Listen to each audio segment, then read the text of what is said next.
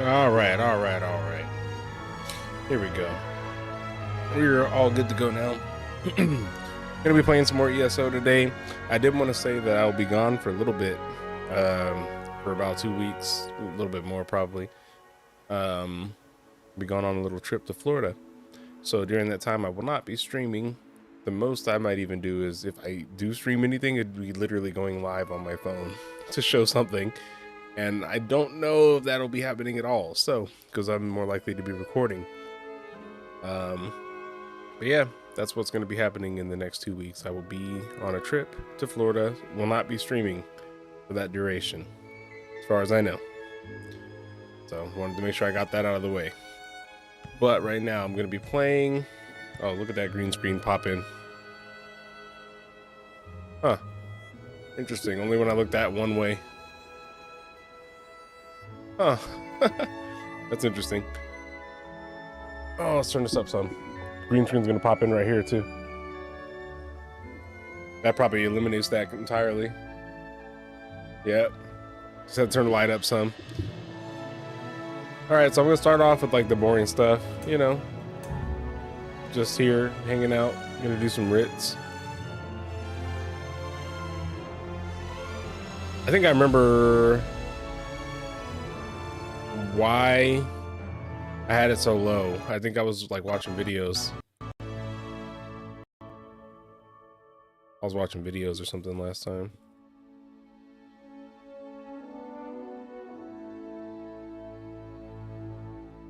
See something.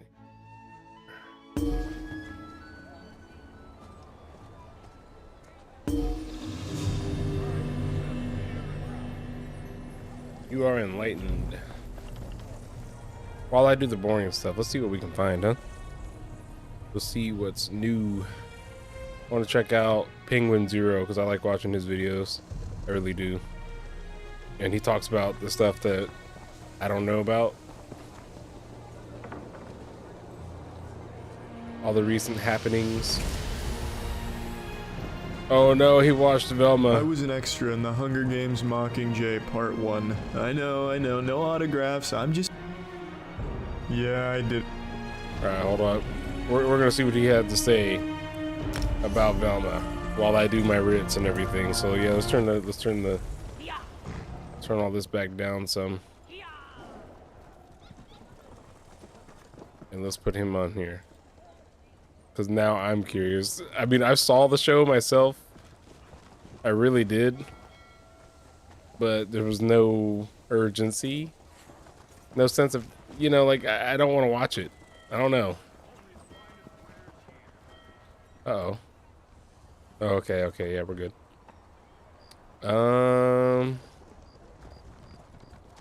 Here we go. Yeah.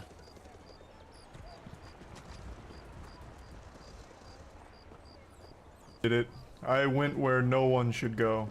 I watched the first 2 episodes of Velma. I'm not a hero. I'm just doing what any man would do in my position to protect the people he cares about. You. What I've just done today, this brave stunt, is basically diving on a live grenade in order to shield you from the unbearable, insufferable cringe of this show. Oh no, it's that Don't bad. be deceived by this propaganda that's floating all around Twitter, where they're wiggling their finger or twirling their shirts over their head, celebrating that Velma had the biggest premiere day for an HBO Max original animated series. Don't be fooled here. Don't let the devil pull the wool over your eyes here. This is a little Jedi mind trick here.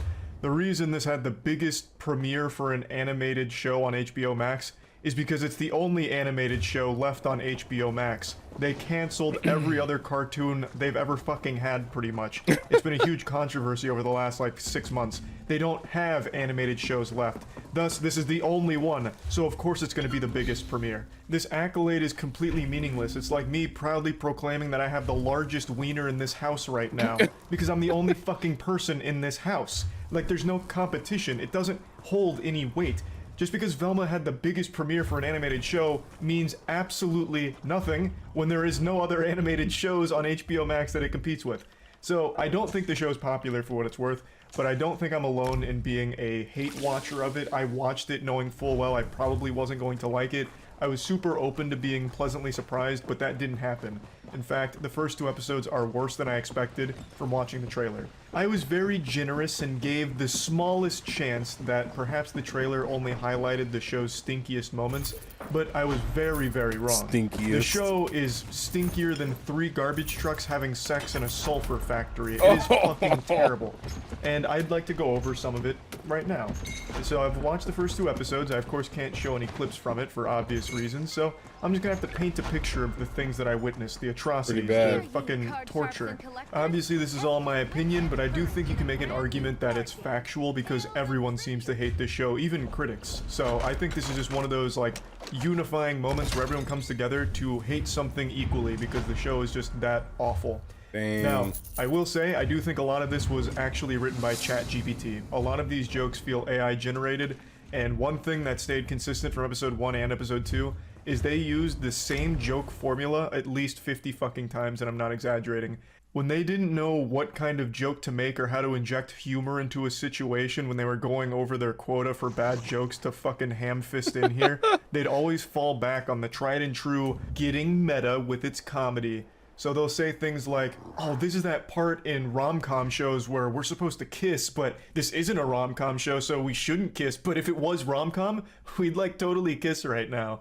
Or in the very first episode, they pulled like a full-blown Big Mouth here where they just have like asses of these high school like 15-year-olds or whatever just all over the place in the showers, and they're talking about like, don't you ever find it weird how in like rom-com shows they really put a lot of gratuitous nudity and sexual references in their first episode, but then it kind of dwindles off and it's not indicative of the rest of the show? That's so weird, right? As their like asses are all over the place, it's supposed to be like really meta, like haha, oh, they're in on the joke, haha, yeah, shows do that. It's so fucking tiresome and gets really, really grating. It's not just like a bad joke, but it's a joke that's so bad and used so many times that it just begins to get like frustrating to hear. Which is kind of like an irrational response to hearing a bad joke, and I get that. But like after the 50th fucking time of me hearing them set up that same thing of like, oh, well, this is actually just like in that movie where I'm supposed to solve this mystery, but that movie had a weird ending, so I'm hoping that here that won't happen because, I mean, it's not a movie. It's just, I can't stand it. And they do it so often. Now, setting aside just like that series of bad jokes, every joke in here isn't good. And it's not even close. I don't even think they tried to make good humor here. I don't really know what they tried to accomplish, but it's all over the place. So, first of all, they made Velma the most unlikable character in the show. She's like a genuine douchebag, like a huge asshole. She judges everyone, she's rude to everyone, she insults everyone, she's mean to literally everyone. Norville, who's supposed to be the equivalent of Shaggy in here, like, just confesses to Velma like he has feelings for her, and she laughs in his face, calling him like a fucking comedian loser because she'd never actually have any feelings for him. He's such an unlovable, unlikable loser. It's so humorous that he'd even pretend that he has a chance with her. So she just keeps laughing in his face about how it was such like a side-splitting, gut-busting joke that he has feelings for her because she just looks at him like a brother and nothing else. So it's so laughable that he'd actually feel that way. It's hard to like her in any capacity. She is like the actual embodiment of just the worst character. I don't know what they were thinking. I don't know if they're gonna like try and evolve her to be more likable as the show goes on. It kind of like hints that that's the direction they're going. That's still a stupid direction to take it. You took the Scooby-Doo IP and borrowed the characters' names, and you didn't even bring Scooby with you, which I actually think is for the best now. After watching the first 2 episodes, I'm glad they took Scooby behind the barn and put him down because he did not deserve this. This is a fate worse than death. So I'm happy he's not here to be absolutely fucking ruined here. But they took the character names. They have Velma here, and they've made her fucking insufferable. Why? It's not a fun character arc to follow this person become less insufferable as she learns to stop being a judgmental piece of shit. But the crazy thing is, I wouldn't even care about the direction they took Velma if they just made her entertaining. Like, if she could just make me laugh. But she couldn't. I started sweating from how much I wasn't laughing. Like, my body knew this was supposed to be a comedy going into it, but there wasn't any ha-has. Everything out of Velma's mouth is just rude. And almost everything she says is about a person's skin color or, like, their occupation or what they're going through, like hardships, and shitting on them for it. She is just unlikable, like a character you can never root for in any capacity. It really feels like half the ideas they had for this show are just like the worst ideas you and your friends would have had 15 years ago, like, what if Velma was dealing drugs? And then it's in the show. Yeah, there's like a whole big arc of her dealing drugs poorly. And then at the end of the second episode, her and Daphne start making out, even though they've just been shitting on each other the entire show so far. I'm sure. But then they start making out. So, that's pretty hype, I guess. The whole thing with this show is I really feel like all of it was so lazily thrown together. There's clearly not a whole lot of passion behind it, and it really feels like there's a deep-seated hatred of the Scooby-Doo IP in general here with what they're doing to this thing. It's just bad. But if you are a tiny dick joke enthusiast, man, do I have some good news for you. You're gonna get a lot of bang out of your buck from this show, a lot of mileage from that, because there are so many jokes about Fred having a tiny penis, and every time it makes you just slap your knee with a big old smile on your face because it's so good. I'm also being a bit fast and loose with the definition of a joke here because they don't actually make jokes about Fred's small cock. They just say that he has a small cock often. There's not like a joke attached to it. They're just like, oh yeah, and then Fred has a small wiener. And that's it. Like there's nothing more to it. It becomes like a plot point like Fred has a small wiener so he might have killed one of the girls because she might have seen his small penis. And that's like the that. joke. After having watched the available episodes, I once again have to wonder, who is this for? I just can't imagine any audience that would sit down and actually have a hoot and a holler watching this show. It doesn't accomplish anything. It doesn't make you laugh. It isn't enjoyable. Doesn't have a good story. Doesn't have good writing or characters. There's no characters that you could even possibly like in the show. It's all just so flat, boring, and if it's not just boring, it's just infuriating to watch because it just keeps repeating the same fucking shit over and over again throughout 2 episodes. Like, I don't understand how they thought that was a good idea. Even if you go into this a huge fan of that style of writing where it's like, well, this is the part in rom-coms where this happens. Oh, this reminds me of that rom-com where that happened. Even if you love that style of writing, they do it so much in here that by the end of it, I have to imagine you're going to hate it. It's just not good That's at kind all. of bad. So early moist meter is looking like a 10% here, but we'll see how the rest of the series goes. Oh yeah, that's right. He's supposed to make a moist meter for it. Well, I'm glad that people like him watch it for me so that I don't have to, because that really did look dumb. It really did. Okay, let's see what else we got.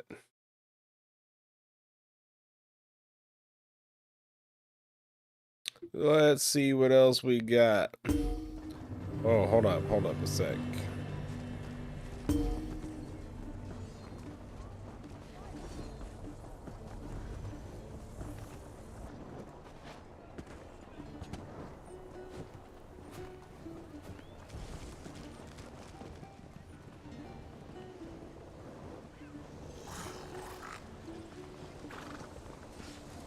What?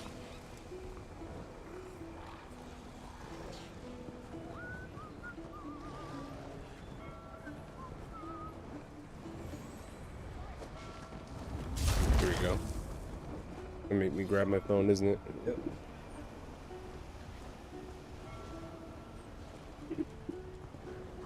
Let's see here.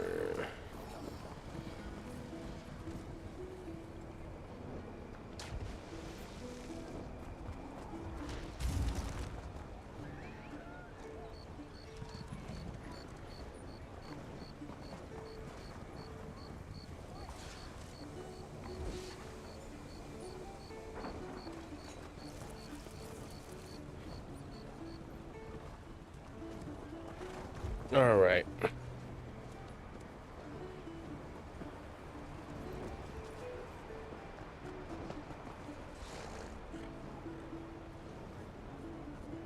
Let's see. Wait.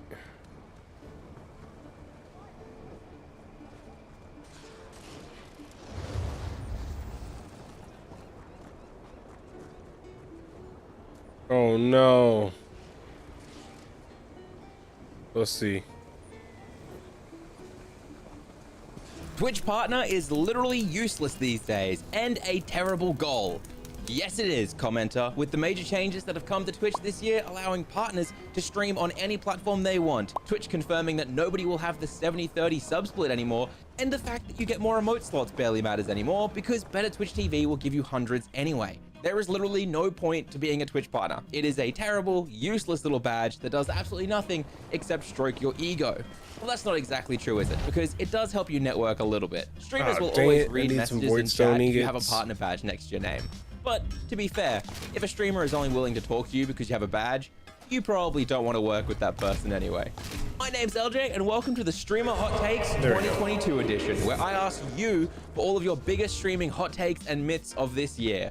We're going to be getting a little spicy with it because you guys went hard from saying things like streaming as a job is easy, small streamers are lazy, streamers manipulate their audience to grow more, and probably the biggest hot take, how external platforms like YouTube, TikTok, and Twitter do nothing to help you grow. This is going to be an amazing year for hot takes. But first, let's say thank you to our sponsor, Own.tv. Today, we're talking about something amazing, Owned Pro. Owned Pro is a fairly new service and plugin for OBS that has over 600 plus overlays and alerts. It always does an ad for Owned. They can all be installed into OBS with just a few clicks as well. They have built-in stream labels, event, and check out what they've got for absolutely zero cost. Massive thank you to Own for always supporting the channel. Let's get into our second hot take. Streaming is easy, says Dark Lord. Before going on to say you need to be charismatic, entertaining, learn how to write good advertising, understand audience demographics, where those audience demographics are, and know how to talk non-stop. This is kind of like those job postings you see where it's I don't know how to level, talk but they want 3 non-stop, years and I of don't think experience everybody working likes that. professionally. I will say that. Honestly, this is my favorite part of streamer education because he isn't actually wrong. Streaming is fairly easy. Anyone can click go live, and if you do those things, you'll probably do pretty damn well as a streamer. But it's also a bit of survivor bias and ignoring that a lot of people who want to be streamers don't naturally have those skills or haven't had the opportunities to learn those skills that he talks about. We forget some people grow up and experience But I mean, you could force it. Like I could talk about this floating rock in the middle of the city. I had opportunities where I was thrown into situations that let me learn how to be a great public speaker. But others have had crippling fears of public speaking or incredibly bad experiences with public speaking. So when someone says, just be better at talking, forehead, that makes sense in their head, but is entirely meaningless for others who need practice and steps. But what do you guys think? Streaming is easy, yes or no? Let me know in the comments. Let's move on to our next hot take. Streaming is easier than a 9 to 5. I love this one because I think the biggest motivation, or at least the most common motivation that I see from new streamers, is starting streaming so they can make money and quit their job. I think everyone is different. Some streamers I see absolutely have it easier than a 9 to 5 job. They've built a community where they can go live, do basic gameplay or easy chatting segments while making a pretty decent amount of money from subs and bits from that community they've built. But for the vast majority, it isn't easier. For example, when I started out, for the first 6 months, I was working 3 jobs and streaming 4 to 5 hours 5 times a week. It was absolutely immense, and I wouldn't recommend it to anyone. And then after those first 6 months, I actually took it to a new level, and I started making videos here weekly. If you actually want to see what a sleep-deprived zombie looks like in real life, go watch some of the early videos on this channel. It's horrifying. I project the videos onto my house at Halloween to scare kids away. I don't work my 3 jobs anymore, and I haven't in a while, but I didn't leave those jobs until I was earning 3 times monthly from content creation that I did on my day jobs. Because I had this fear that if I quit too early and it all dried up or it all went wrong, I'd be completely screwed. But in my head, if I had 3 times more than what my day jobs were paying me, and I could do that for at least 3 or 4 months consistently, well, if it all went wrong, surely I wouldn't be able to drop to below my old income. To this day though, I do still work 7 days a week. I don't really have days off, and even on my downtime, like going to the movies or playing games with friends, I'm usually always switched on thinking about content. The reason for that, I think, is because I'm fully responsible at all times for how much income I make and how much work gets done. Think about it. If I get lazy and don't hold myself accountable, then I don't grow or get views. I don't get paid. It isn't like a 9 to 5 where at 5 p.m. I switch off and go home. And that is where my personal hot take of the year comes in. I honestly believe that streaming as a job ruins the enjoyment of streaming, for me at least. My motivation for streaming was always to make people laugh and make content other people could enjoy. So when I started needing to ask for subs and bits, it quickly became a massive chore and ruined my love of streaming. I wasn't even asking for them because I needed the money. I was doing it because I felt like having a low sub count made me a worse streamer. How idiotic is that? And it's why I swapped so heavily to YouTube, because it lets the streams be just for fun and interaction again. I never want to go back to being a streamer who needs sub goals just to make sure that they're earning enough income or feel good about themselves. Okay, so those hot takes have been a little bit hot, but no one is going to get into an argument over them. This one though, oh boy, self-pity is something that plagues small streamers. Yes, 100% it is undeniable. The small streamer space is full of self-pity, excuses, and blame games. Don't get me wrong, it isn't everyone, but the vast majority, or maybe at least the vocal groups, are constantly looking for and finding any reason to point out that their lack of growth isn't their fault. One of the most difficult parts of this channel for me is that I really like interacting with you guys, replying to comments, reviewing your streams, and giving help to talented people who just need some guidance when they start out. But that also means it's almost impossible for me to avoid the comments from people who lack self-awareness.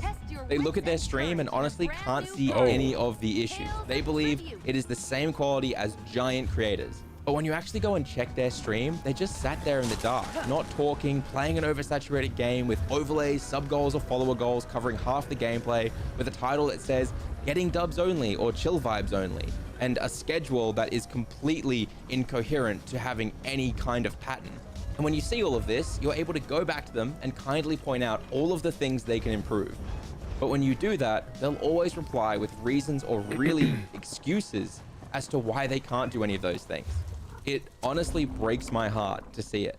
And sadly, at the end of the day, I know that I'm lacking on my schedule, but it's because I there is can't no really give excuse for anything. Like I said earlier, I am entirely responsible for my own growth and success. And really, there is no such thing as an underrated creator. You will be the size that matches the work you put in and you do. But what do you think? This whole video is meant to spark constructive conversation, so let me know in the comments, which will be fun. I'm sure those will be nice. Next up, your community should be like a family and not just a dollar sign. I mean, yes, your community shouldn't just be a dollar sign, but also they should not at all be treated like a family.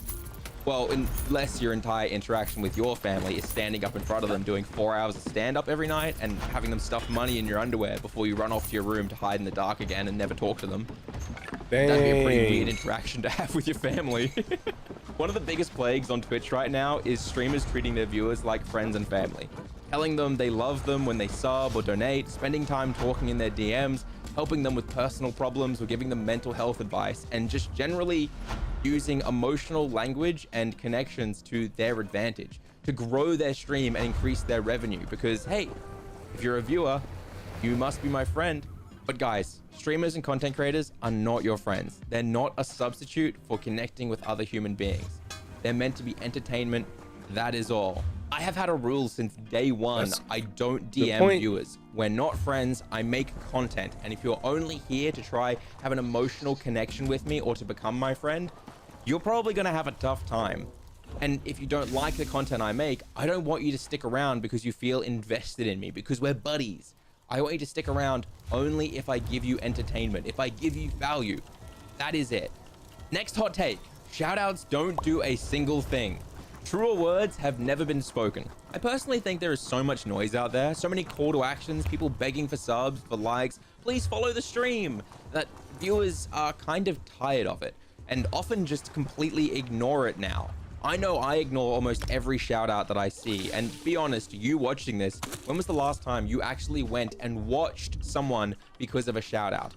When you see someone raid the streamer you're watching and the streamer gives them a shout out in return, usually nobody clicks that. And if they do, often the follows that they get from that are completely useless. They aren't actually going to visit you next time you're live. They just did it so they could come back and type in chat, I followed. And then the streamer reads that out and they get a bit of dopamine from hearing their name. Shoutouts only work if you've created a piece of valuable content for the person shouting you out's community. For example, I did a collab with Iona, and when the video went out, Iona shouted it out in her Discord, and I got a few hundred views because they wanted to see Iona in the video. They didn't want to see me. They might come back because they saw something in my personality, but the original click was for Iona, not for me. Speaking of shoutouts and videos, our next hot take is from Oburst, who says, promoting to other platforms doesn't do a damn thing for you, which I don't think is that's a a hot lie. take I see all of the time. And often the creators who say this, well, the promoting they're doing just kind of sucks. I'm not saying that about you, Oberst. I tried to check for your socials and I can't find them anywhere, so you might be doing an absolutely amazing job. But the majority of people, it's usually just go lives, asking for follows, pushing YouTube videos, or hyping up some event or something. Essentially, they're just asking for people to give them things, and the reason it doesn't work is because they're not actually giving anything in return. If you want an external platform to work for you, you have to respect that platform and give people consistent quality content on that platform, and you have to do that for a while before you start asking for things in return. For example, on Twitter, it could be funny, relatable tweet or threads about how to learn new skills. If you're on YouTube, it's about making quality videos or shorts that engage your audience. Or for TikTok, you need to do a funny little dance while you promote the newest lead-based gaming energy drink named after a sound you'd read in a comic book. Bang, pow, wham, you've got lead poisoning. You get the idea. For promotion to work, you have to give real value first, so that when you ask for something, people think, hey, this person's always doing their best to give me quality content. Sure, I'll subscribe to you, Stream Scheme. I mean, to this person's YouTube. This leads perfectly into the next hot take. Don't expect to grow on a platform you never watch. You're probably not sure how this is a hot take, but you're gonna lose it when I tell you most of the people who want to be streamers don't watch streams. Every time I do a video where I say, name your favorite streamers, or spend time researching and taking notes on your favorite streamers, I get comments telling me that they don't watch streamers, so they can't take that advice, and that they just don't enjoy watching streamers. But for some reason, they want to be big streamers. If you guys have any theories as to why this might be, please comment them down below. I am honestly so lost when people say this. It's the exact same thing with YouTube Shorts these days. The more I talk about them, the more I see people making YouTube Shorts thinking they'll get quick growth, but then they say things like, I don't watch shorts. They are garbage, useless, and trash content. But the problem with that is, if you don't watch them, then you'll have no idea what works. And if you don't respect the content, you're not gonna see any real success from it. Partly because you'll probably make stuff that just doesn't fit the platform and doesn't make sense for the people who enjoy watching it, but also because you're saying you do not respect the viewers using that platform or format. They like that type of content. When you say it's trash or garbage, or you think shorts are useless or terrible pieces that you would never watch, you're saying that all of the people who enjoy watching them, the audience you're trying to appeal to, is trash and useless and idiotic for enjoying them. Why would you try to build your following with an audience you don't respect? And now for my personal favorite hot take. In 2023, you need to stop streaming if you want to grow your stream. What do I mean? Click this video here to understand how much this industry has changed in the past year and how it's going to affect every single streamer. Well, I want to know about that, but also before we go on, I'm about to go do some pledges now, so that's the next thing I'm going to queue up for while we watch. 250 hours of streaming in 3 years is not a lot. That shows that it wasn't a priority to him, nor a dream. If he really wasn't to get somewhere, he would be streaming a lot more. I have streamed over 100 hours in the past 2 weeks, so that says something. Not trying to hate, just need to be realistic. Well, not trying to hate either. And in your own words, I just need to be realistic. If you're streaming that much a week, I am very concerned for you, and you need to quit right now. This video is going to be a lot of hard to hear truths that every streamer who is serious about growing needs to hear. No, I'm not saying this in a way that is supposed to attack you guys, and no, it isn't another video about which platform is better. I'm sorry for so many of those lately. I am making this video from legitimate concern. I received this comment a few months ago. It was on a video where I talked about 2 creators who spent 3 to 4 years creating content that got almost no views. I'm talking 30 average viewers after 3 years. That video as well, I'm really proud of. Man, that's probably me. The moral of that entire video was to talk about how those 2 creators, after 3 years, stopped grinding. They shifted their content strategy. They changed up what they were doing. Again, stop grinding, because grinding and hustling is for idiots. And because of that change, now both of those creators get millions of views every month. It was Ironmouth and Ambiguous Amphibian, if you're curious. These 2 are major inspirations to me. It isn't just one comment. I get these daily. Listen to this one. I got this today. Sometimes I wished I was a female streamer. That way I can attract more viewers. But alas, all I can do as a male streamer is just doing the best I can.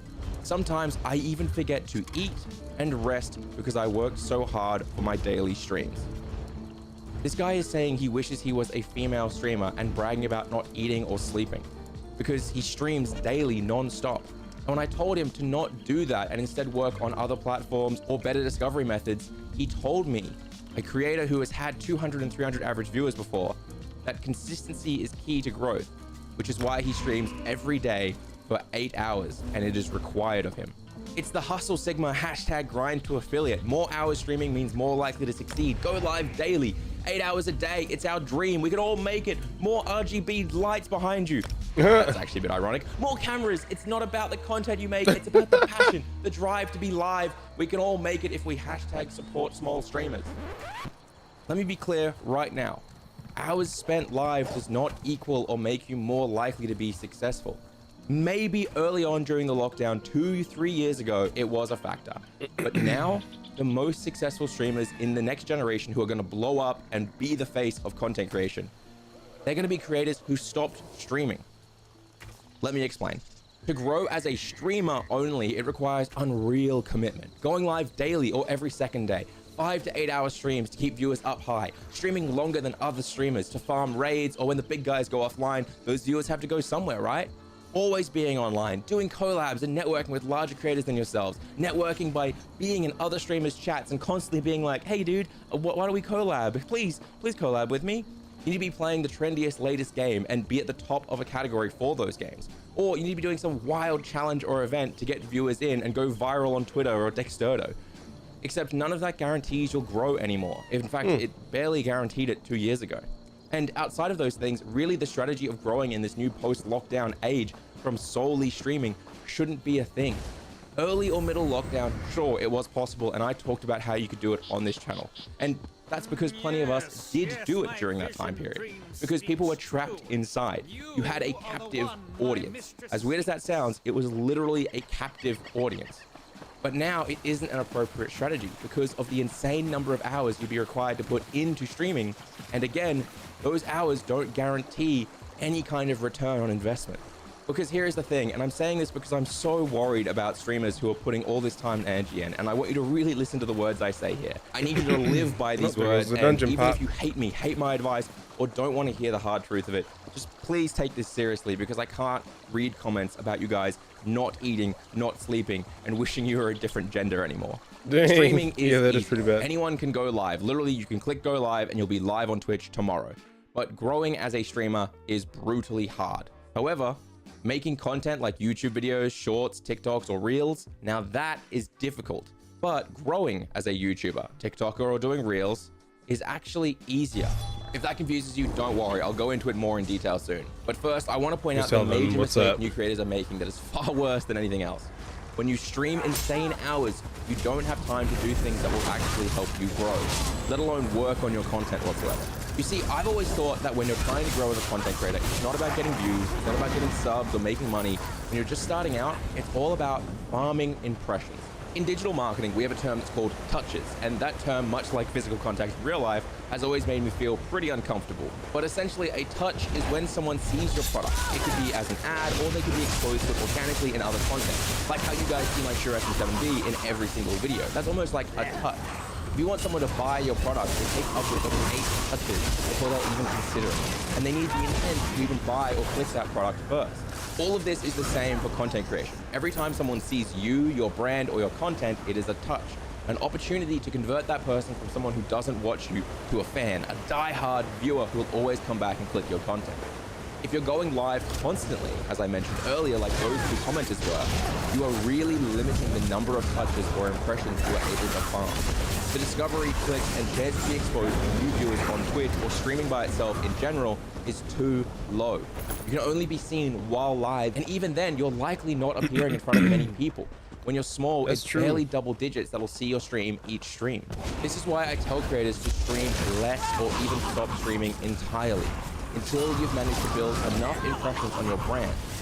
But how do you do that? It's easier said than done, right? Well, I will cover all that a bit later in the video because I've had an absurd amount of success recently farming impressions that you can pretty much do as well. It's not hard. But before we even start to think about how to farm impressions, we need to talk about the motivations for wanting impressions, because making content with the wrong motivation will just cause you to make terrible content. If the first mistake new streamers make is thinking more hours means more likely to succeed, well then the second mistake is creating content on other platforms for the sole reason of trying to grow your stream. Every time I tell you guys to make shorts or TikToks or YouTube videos, I get asked the same question. When I get viewers on those platforms, how do I make them watch my Twitch stream?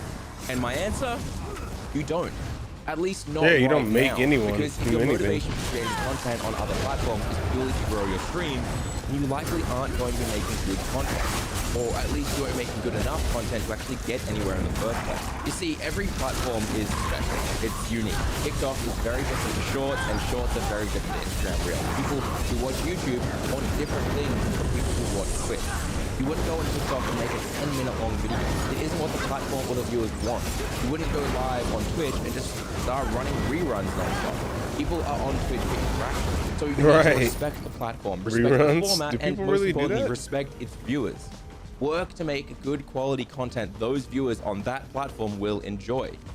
That should be the goal. You should want to A, create quality content, and B, give value to the users of the platform, and then C, grow an audience on that platform for the sake of growing it on that platform. It shouldn't be get views, make money, get them over to my Twitch stream and watching me over there. Because again, if your motivations aren't to make content that you enjoy making, enjoy expressing your own unique voice, that's right, not pretending to be someone else to try to get views. You have to actually enjoy releasing content that others will enjoy watching. Well, if you don't want to do that, you're likely never going to grow, because you're expecting a return on something while offering nothing to the viewer. Why would someone watch your entire video on YouTube if it was just a half-assed ad to your Twitch stream? The answer is true. It has to provide them value first, and you have to keep providing value before they'll even consider giving you something in return. I don't even promote my streams on this channel anymore, because I find that it just takes away from the value I'm providing you guys. And that is another hard truth that most streamers don't want to hear. You guys are expecting more from your viewers than you are actually giving them in value. And that kind of makes you a selfish creator. And selfish creators are never going to grow because it's so easy to see that they're doing this for views and not because they enjoy creating. Take it from me, every time I make a video these days that I'm not interested in, if I'm doing it just because I think it'll do well on the channel, it fails because I am not being myself. But what do I mean when I say the word farming impressions? Well, in simple terms, I mean keep putting your content and brand in front of your key demographic, your target audience, the people who are most likely to enjoy your content. Let me give you an example with my side channel, which please don't go look up. I'll show you screenshots of it, but if you go look it up and watch a video for 5 seconds, you're just gonna hurt my channel. My side channel does Nintendo, Pokemon, and indie games, because people who enjoy Pokemon likely also enjoy other Nintendo games like Mario, but they'll also probably enjoy games like Hollow Knight, for example, as well. There's a large group of people are gonna go look it up and overlap between certain topics that I want to make content. So now I need to position myself in front of them as much as I can. What I've done to do that is pick 2 platforms or formats, and each platform has a different goal. My first platform is short format content, such as TikTok, Instagram, or in my case, I decided to use YouTube Shorts. I've been posting shorts both converted from clips and moments of videos, but I've also been creating original shorts on Pokemon and Breath of the Wild. These go out to tens of thousands of people. Well, they went out to over 850,000 people in just over a month, so it's doing pretty well. The goal of short format is to reach as many people as possible and get your content in front of them often, producing high quality glimpses into your longer format content. And then, because the way the YouTube algorithm works, people who are interested in my content, who enjoyed it or who saw the value in it, they'll be recommended more of my shorts. And because they've been recommended to me in my shorts, hopefully, or eventually, to be honest, they'll subscribe. But they'll also be recommended my second platform, or format really, my full YouTube. The reason the algo has been and will continue to recommend full videos is because my main content is in the same niche or topic. It's more Pokemon and more Nintendo. So the people who enjoyed my shorts on Nintendo and on Pokemon will enjoy my longer format videos on the same topic. Okay. And the goal of these longer format videos is to provide a higher quality content, more valuable entertainment, tell a longer story. and really to develop a community or audience. After discovering my niche about 5-6 videos ago and what I wanted to make content on, I've gone from getting 100 to 200 views in 24 hours to getting 1,000 views in 24 hours. This massive leap is mostly because of the short format strategy to help build engagements on the channel and bring new people in. Of course, the main videos need to be good, and I've been trying to get a 60% retention rate, which I've managed to do pretty successfully, but still, it is all about bringing those people in, farming those impressions. Also, it's not a one-way street, by the way. People who enjoy my longer videos will be recommended my shorts, and if you're worried viewers who like one format won't like the other or won't convert, don't be. It's actually proven, thanks to a study done by Google, that 59% of Gen Z who see short format content are likely to go and watch longer format content on the same topic if they enjoyed it. I do have a third and final platform technically, but this is actually 3 platforms. The goal of them is to interact with those viewers, take people who enjoy my content, my medium and short format content, and turn them into die-hard fans. You do this with streams. Specifically, I'm using YouTube streams on the same channel as the shorts and long videos. So it all connects together in the algorithm, which I am seeing it actually does connect. And the more I do of each of them, the better the channel performs overall. But I said 3 platforms. That's because it's not just about streaming. It's actually just about interaction in general. So I'm spending a lot of time interacting in my Discord and on my YouTube community polls. This helps build a really strong community. But that is the strategy, essentially. Farming impressions and connecting them together. Short format reaches my key demographic en masse. Those who enjoy the short format will enjoy the videos on the same topic. And then YouTube learns who will like my channel and promote the content to the right people much faster than it used to a year ago. And then streams, community posts, and Discord are used to interact with those viewers in a more meaningful way. And look, you might not want to hear all of this. That's totally fine, but I have to say it, even if the comments rip me to shreds, even if nobody clicks this because they feel like, oh, he's just saying Twitch is dying.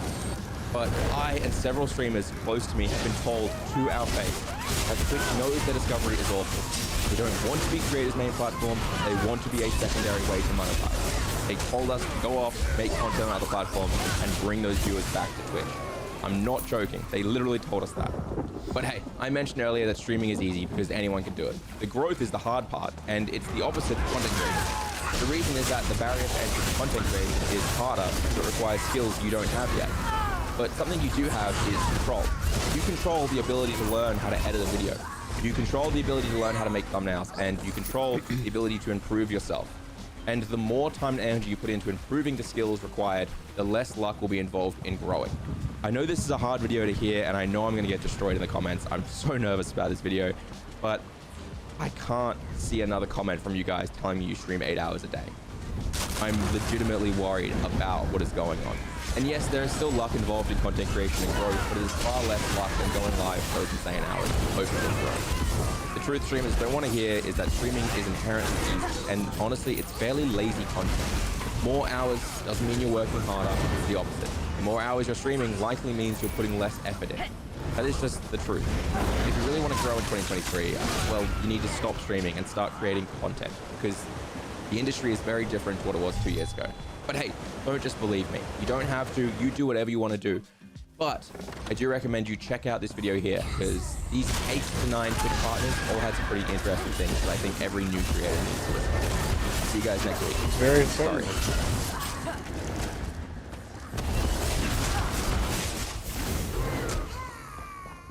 The #1 mistake I see streamers making. I'd say it's a mistake to give up. I think variety content is just so incredibly... Crap, they're going on without me.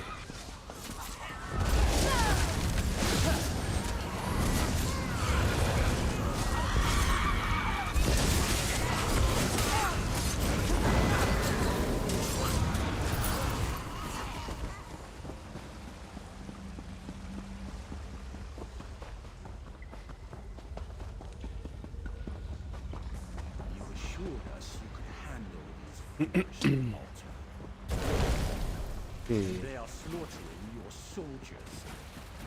Our storm is moving.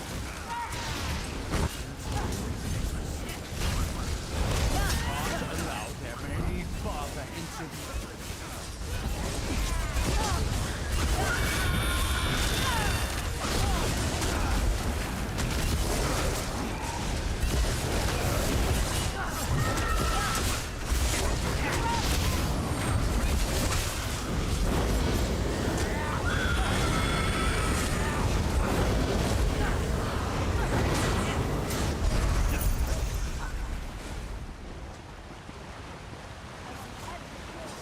This one's easy.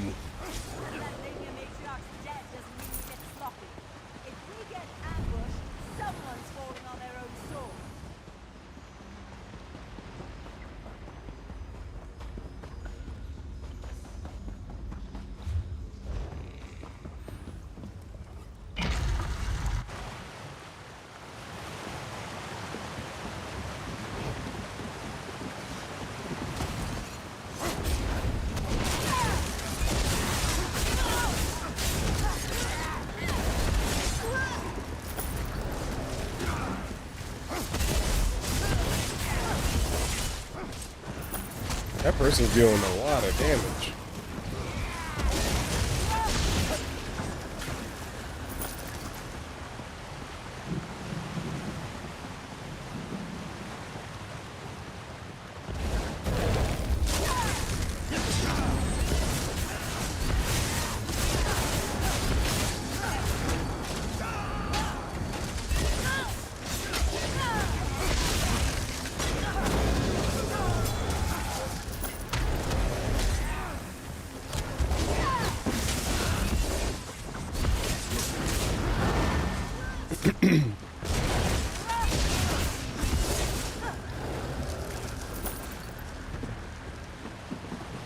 I don't even know if I have a moment. They're gonna take off right now, run right past me. Yep.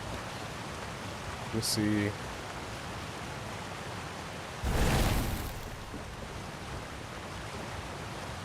I can't watch him right now. Oh no. Bill Burr, let's see what he did now. Or what he said now, At the end of the day, rather. neither one of us beat her up. So, like, she can't hear us laugh. I'm not happy that that happened. This is a deeply, deeply strange response of a grown adult to suffering in the world. I wonder why he doesn't have any other skills to respond to problems that are beyond his own. Bro, okay. We're back to the Hasanabi corner, where Hasanabi explains. I'm so glad he said his own name, because I always wondered what the heck, how to say his name. Hasanabi, huh? I want to see this. I want to see Bill Burr. It's something that you and I have talked about, because we are friends. We have dined together. We've hung out. Our wives have hung out. Big chalices and candelabras. We did. I had a suit of armor brought in from the corner.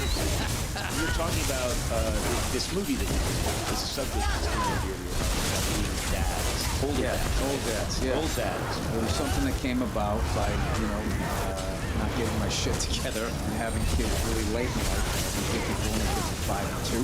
And I didn't realize like how much the world had changed.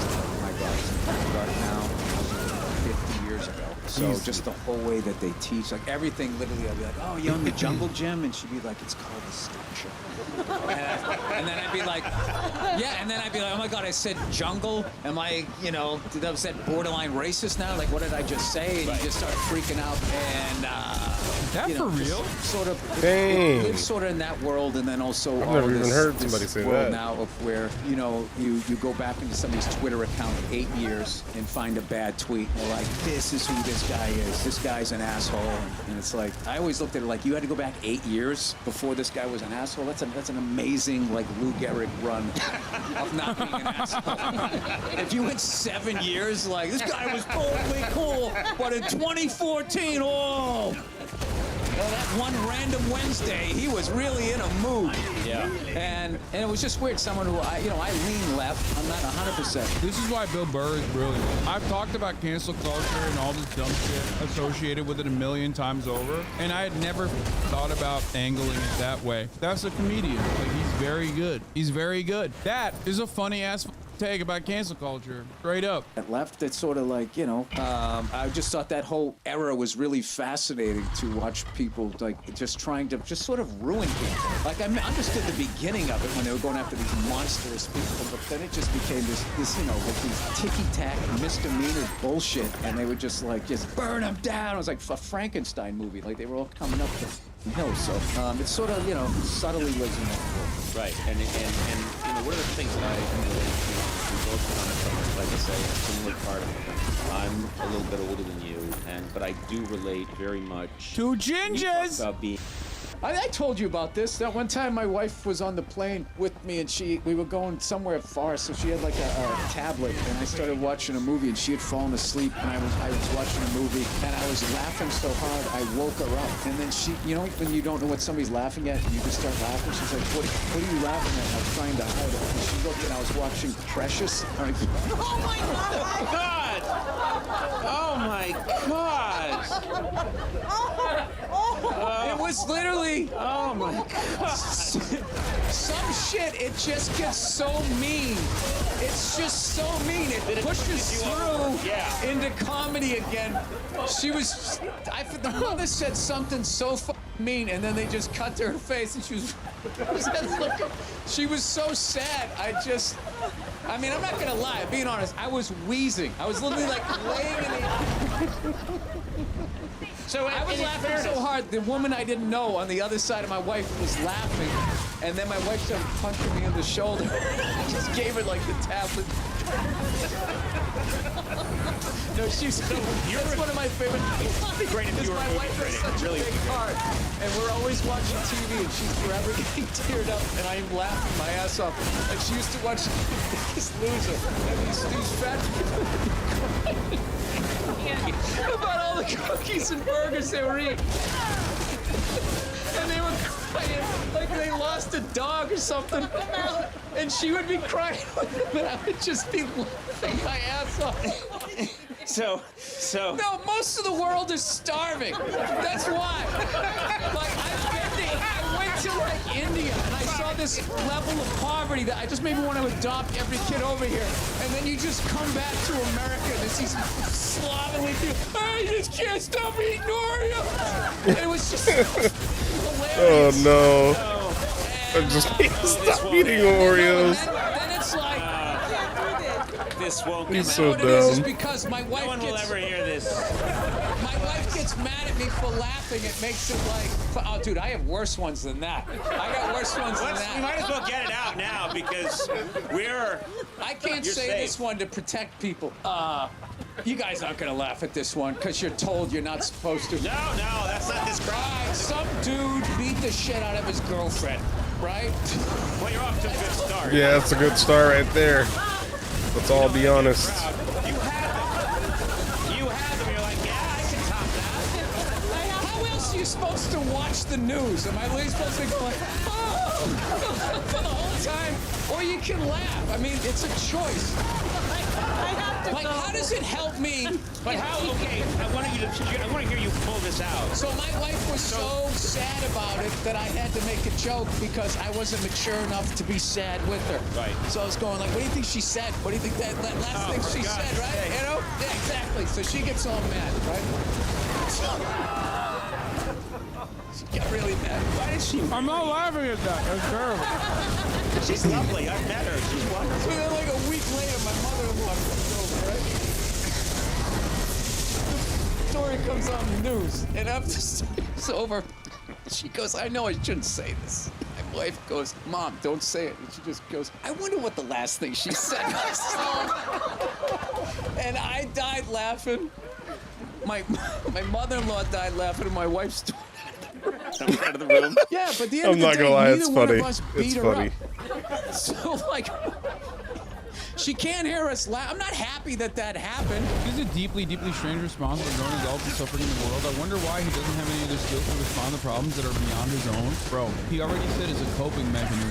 And like he's admitting, like the joke in that situation. Okay, we're back to the Hasanabi corner, where Hasanabi explains jokes and the concept of laughter to a bunch of leftists who maybe sometimes also happen to be neurodivergent. Okay, now in that situation, sometimes, not always. Okay, in that situation, the joke comes from Dang, somebody's doing some damage. Worst It ain't response me. that you can have. Bill Burr, as we all understand it, is of course anti-domestic violence.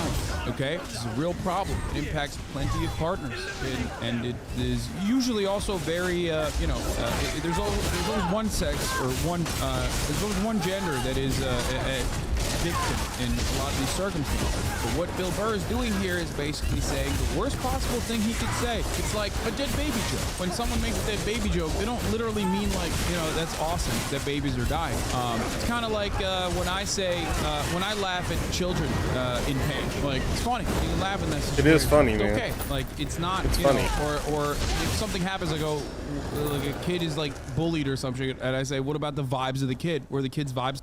Basically the same thing, okay? It's just a way to undercut, through hyperbole, the seriousness of an environment. I think this is going good, Cone. It's okay until the point you start to defend it. What do you mean? I'm not defending anything here other than defending the principle of laughter Cracking and how like, the lodestone? mechanics of laughter works. Unfortunately, there are plenty of people on the left that don't comprehend that. That's it. I think it's an important part of community building here at the Hassan Abdi broadcast to sometimes defend the concept of jokes and the principle that is like laughter is fine. I'm not even kidding. I'm not even joking. I legitimately believe that there are people in this chat who are like, who think that it's completely inappropriate to laugh. Like, I think, like, every time I have this conversation, there's at least 1,000 fucking weird, like, new leftists who go, okay, maybe it's okay to laugh sometimes, you know? Right. It is, though. You ain't gotta take everything so serious. You know?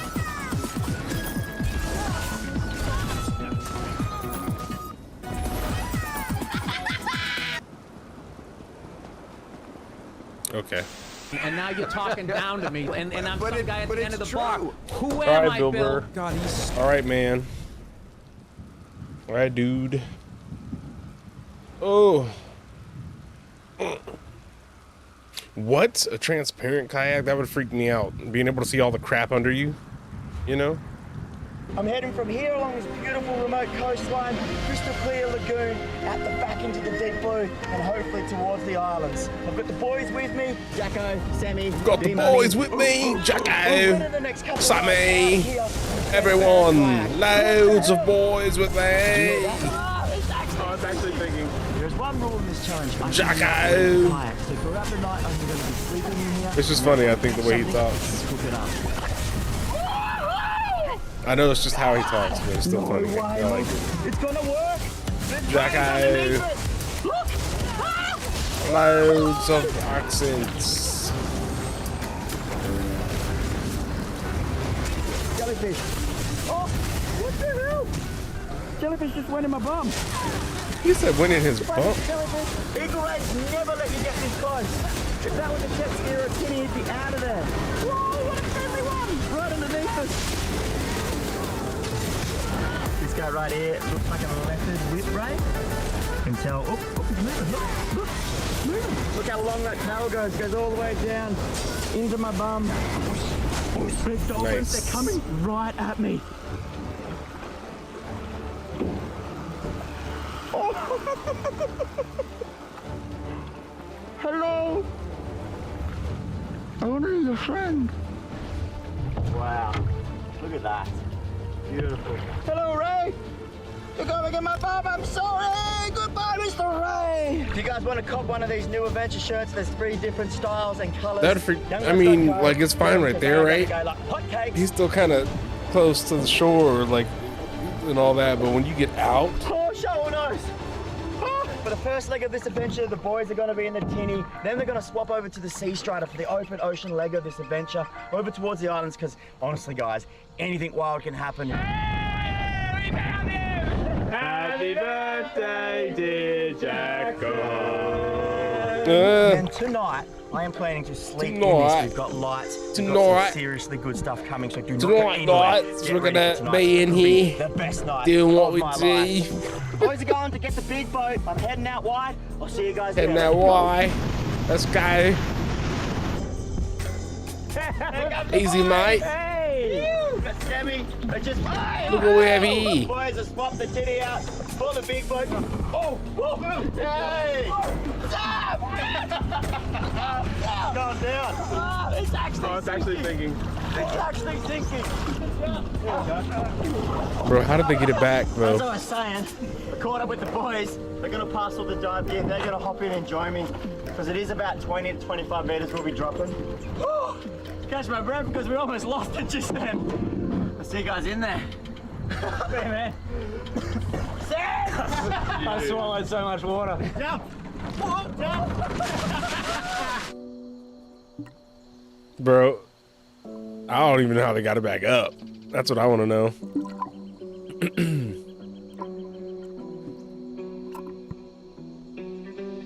This looks like so much fun.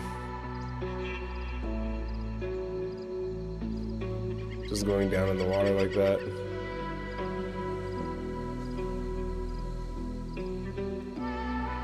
He's just holding his breath right now.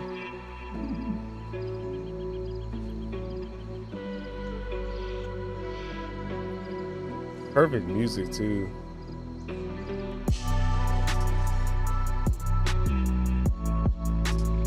I mean, I would have been all right even without the beat.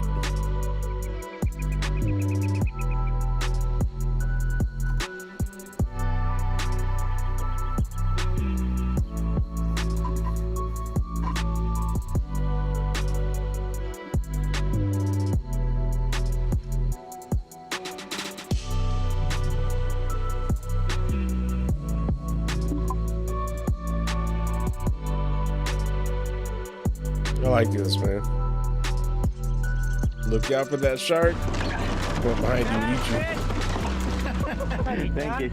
I missed a Big Mac.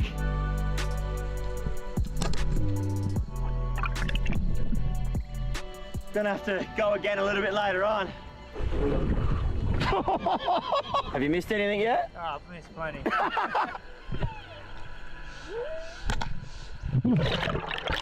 Oh, Sam! That works so good.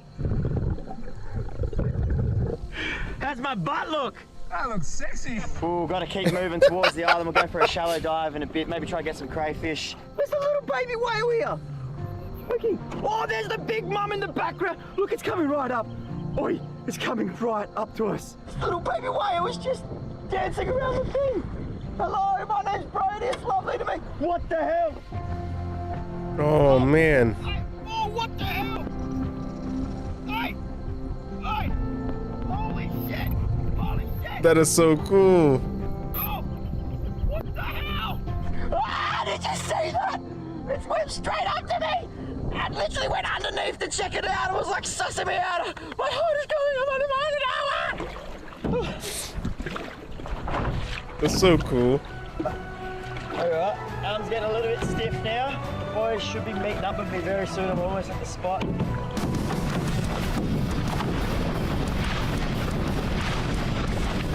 Woo! Riding that wave. Yeah. Woo! Ah, it's so cold! Come on! Oh. This is gonna be hard. Hey. Up! What? It's gonna work. No. Well.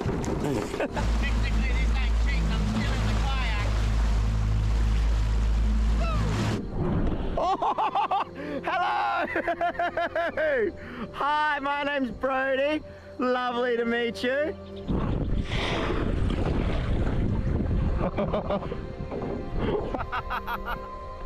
He's waving to it and everything. Oh man, that's so cool though. I'm not gonna lie. Oh! It's under the kayak! Looks like the boys are suiting up in the distance. They're just gonna catch up with them, grab all my dive gear, hop in the water, and fingers crossed. Hop in the water. There you go, Sammy. Water. I can see him. Gotta get in the water. All right, what we got now? Celine's Web and White Gold Tower. Let's do it. Let's get it done. Celine's Web, White Gold Tower. Celine's Web, White Gold Tower. Where is it? Celine's Web. White Gold Tower. Here we go. I love this, man. When they're underwater like that.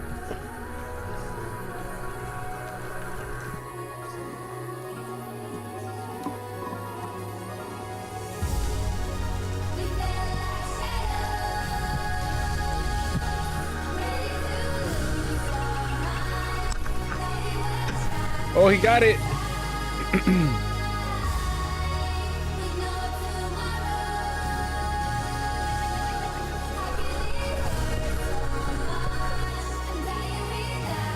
Oh, that's so cool. He just went out of nowhere from the back and came straight up to me, so yeah. I think we got a whale on us. Oh! Whoa, it's right there! Hello! Hello! He said, hello! Oh! Oh, that was the tail! Woo! Righto, that sun is just on its way down, and we actually have some lights to put on the outside of this. I think these boys want to go check that one shoal before sunset. Yeah, a few K away. All right, so I'm gonna head towards the coast, and we'll meet back up.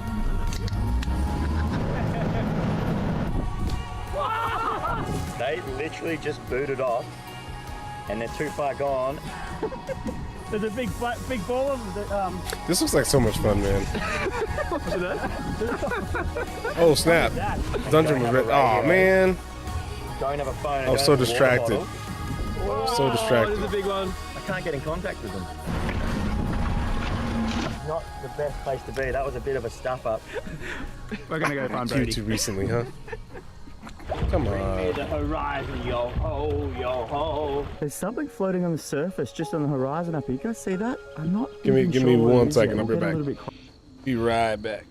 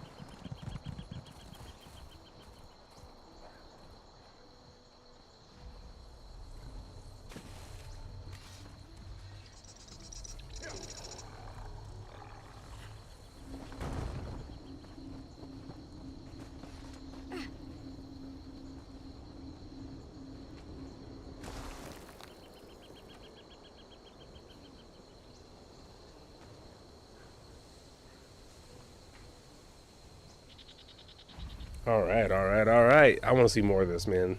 I like this. Closer. What is that?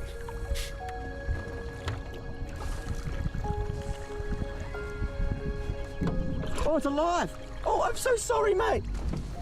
What's going on? The turtle. Oh no, I think it's got air in its shell. He's actually literally swimming to me now. He's trying to swim.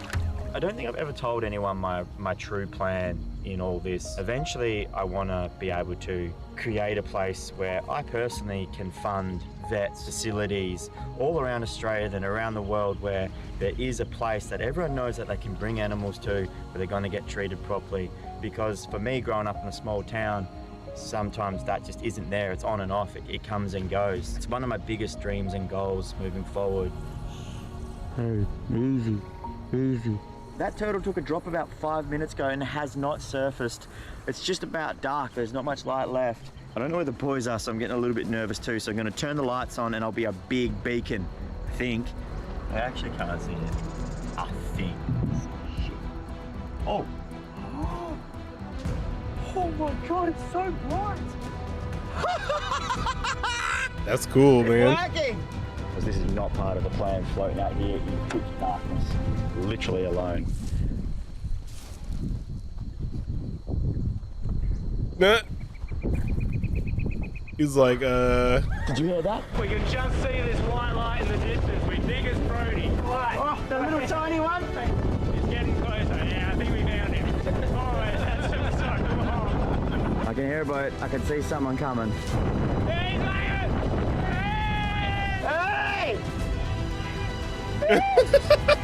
that would have been scary, bro, being out there like that, especially on that see-through thing. We forgot the radio! Yeah, I know. Oh well, Rogers are here. I'm freezing and there's something around me. Something around me. I want a hoodie and I really want to see what it's going to look like in the drone, but let's film it. We're running over. Don't drop. Oh. You want one of these YBS hoodies, youngbloods.co. We've never ever done this before. We don't know what this is going to look like at night, and I've never seen anything like this done on the internet, on YouTube before, so let's roll it. Cool. I can't see a thing.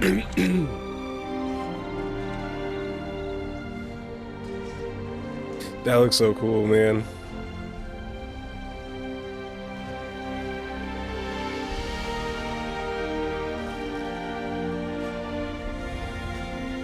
That looks so cool.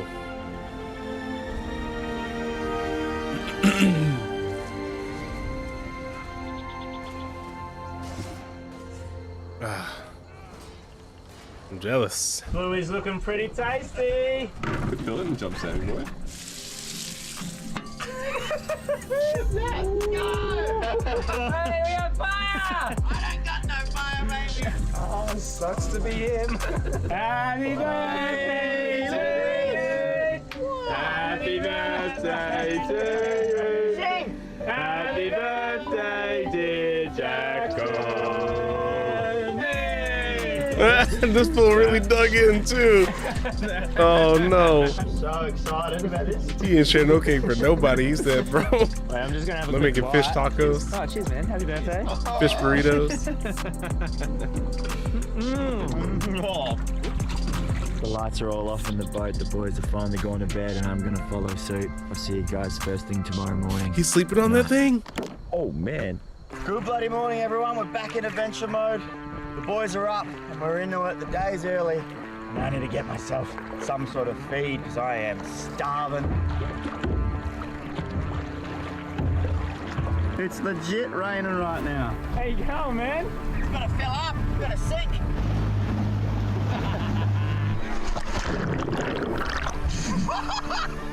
That was perfect. This just looks like so much fun.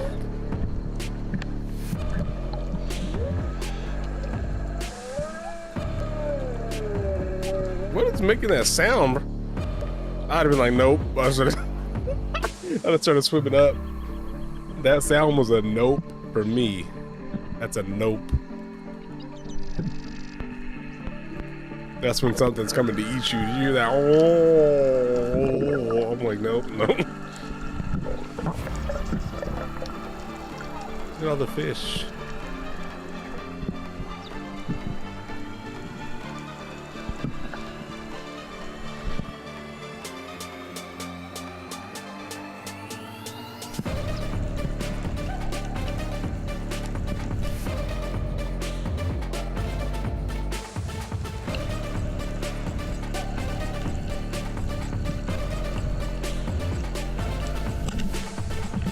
Oh, he got it.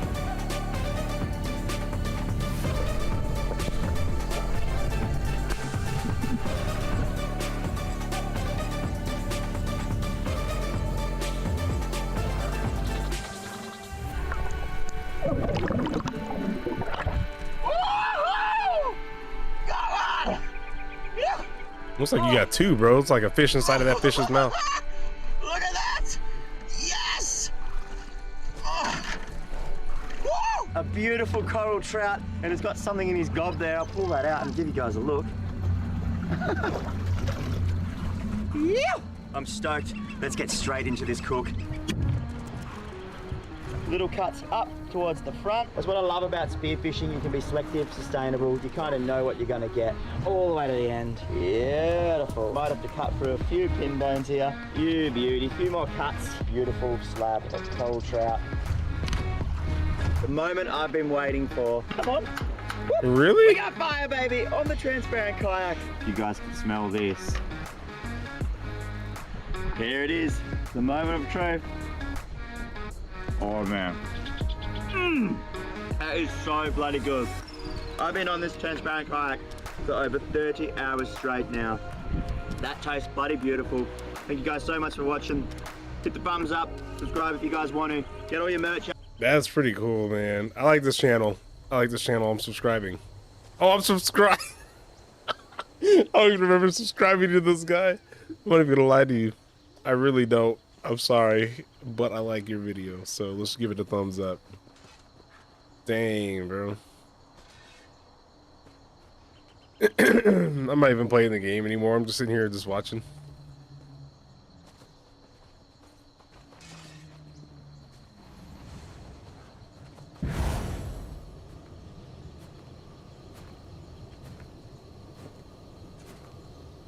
What the heck? Let me see this. I want to see. Hi, Max. Hi.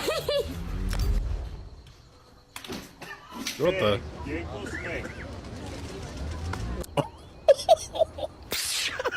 You're not meant to be able to jump.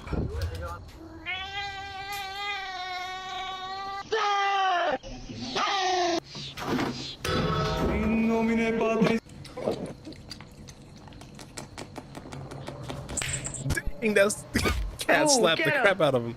Go! Oh! Go! Shut up! Oh. That's scary. That's scary, man. Oh no, it's just funny. El primer presidente de señor. No hay necesidad de que se ponga. That cat said, "If you don't, boy, if you don't." That cat said, "Boy, if you don't." That's funny. Oh no, that was funny. That cat said, "Boy, if you don't get that thing." My patience grows thin, sister. We've had our differences, but when have you ever known me to be wrong? All right, hold up. Yes. Yes, I suppose that's true. Hold up, these guys are about to take off on me. Gas-powered fishing pole. What?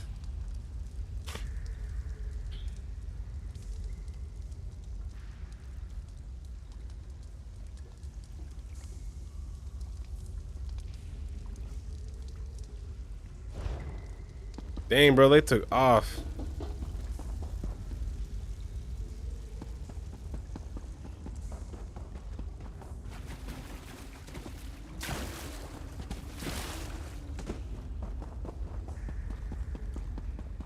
Who even said anything?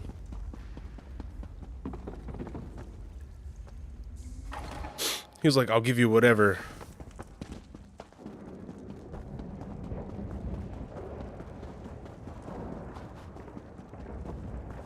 Who even said anything? They're like, I'll give you whatever, and then somebody said same.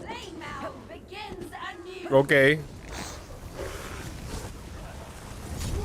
Please tell me, is this? Oh, this is the normal. Bro, how'd they get over right here?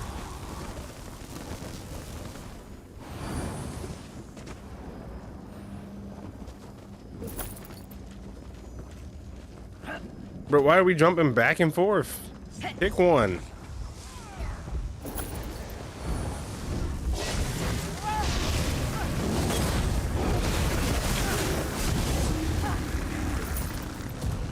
Oh yeah, this is definitely the normal version because that was way too easy.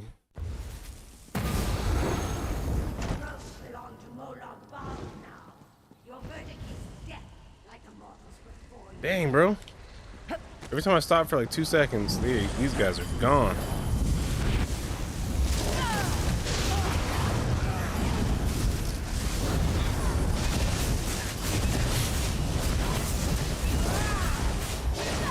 I mean, it's kind of my fault. I probably should have said that up before taking the dungeon feud.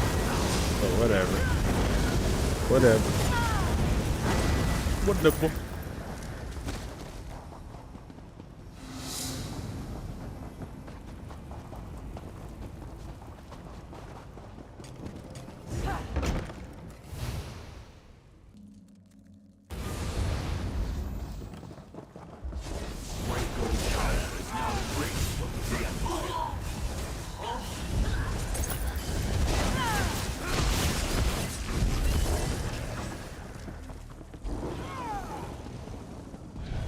Those rifts or be overwhelmed.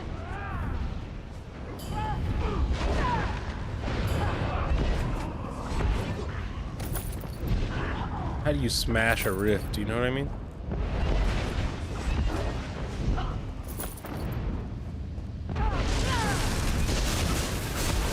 Imagine being these NPCs and just spawning constantly to die. As soon as the dungeon's complete, they just get brought back to life, but they still have all their memories. They're just like, oh no. Well, we got a little break before the next one comes, and it's like dungeon is starting in 3 seconds, and then they're like, oh man, here we come again. It's like all the people that were evil out in Nern, right? They died, but they had an option. It's like, well, you don't have to go to Cold Harbor, but you gotta be forever in a dungeon.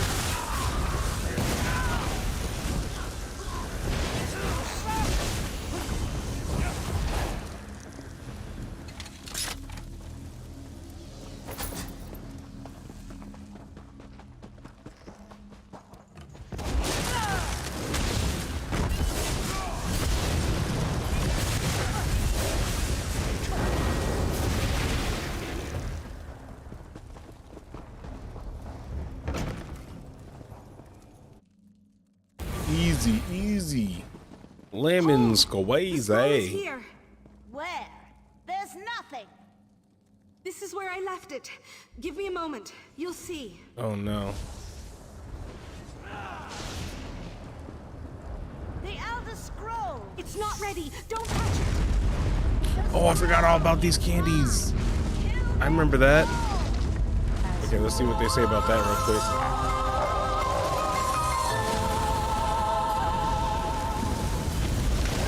It is the Halloween season, and families in the United States and many other countries are spending a lot of time thinking about candy.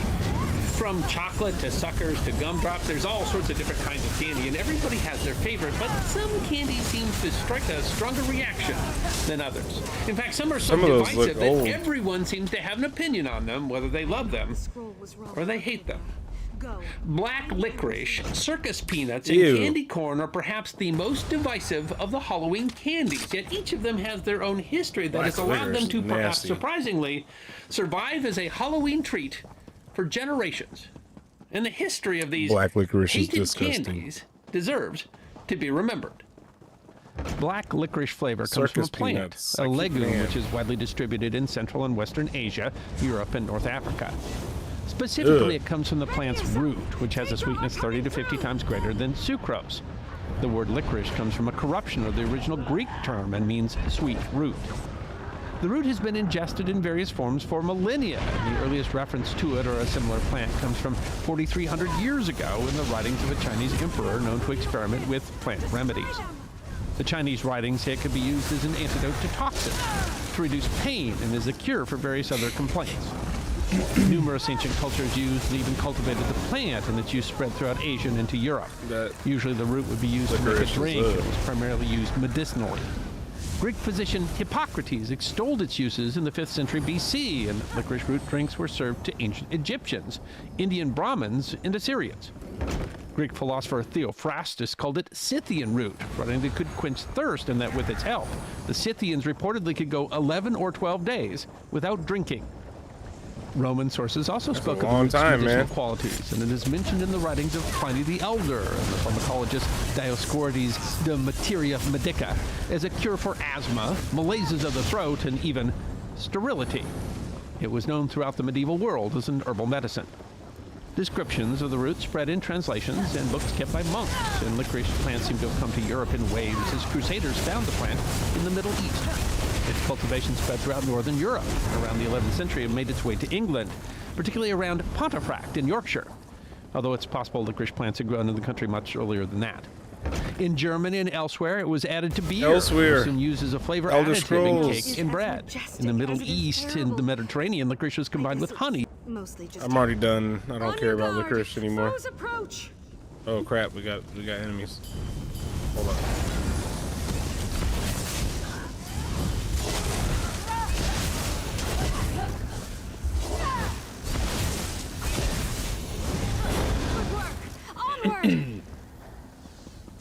Excellent.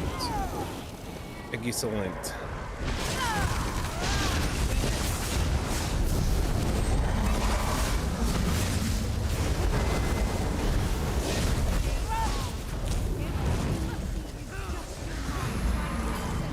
This won't end well for you, Your Majesty. Leave the scroll. Stop this. You underestimate me, wretch. Come, nothing of you. How much have you endured? Too easy for us, man. She calls her allies. Nah, we got this.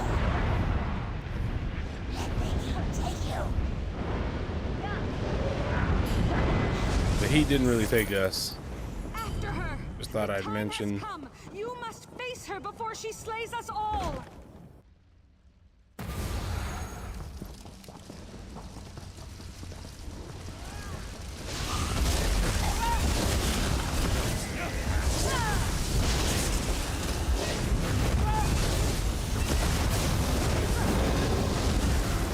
Too easy.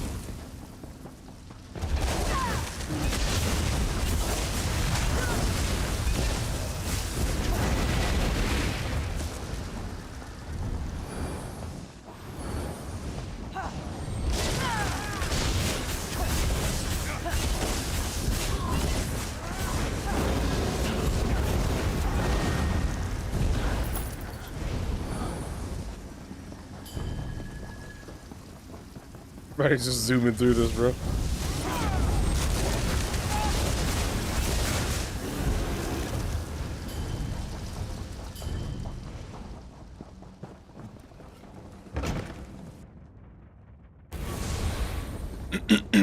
Head through the portal. You are destined to face Cliviatharn. All right. Still believe you're dealing with Cliviatharn? She is as lost to you as the White Gold Tower. Lord Gaul, I have the Elder Scroll. The flame belt thus begins. Ah, crap. Die!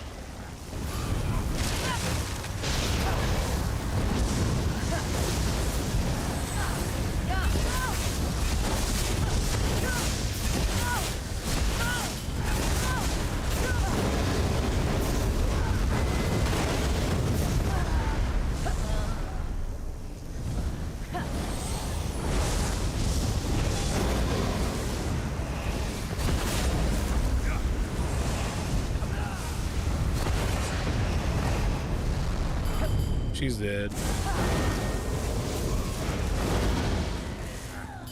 Easy. Waited as long as I could before opening this portal. The scroll said I'd be skewered if... Never mind. Ooh,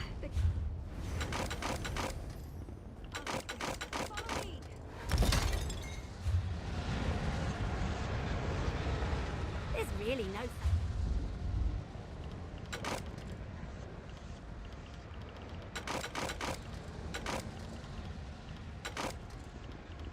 Easy, fácil, shabalama ding dong. Oh, let's get rid of all this. I don't need this. Stuff is trash. Trash.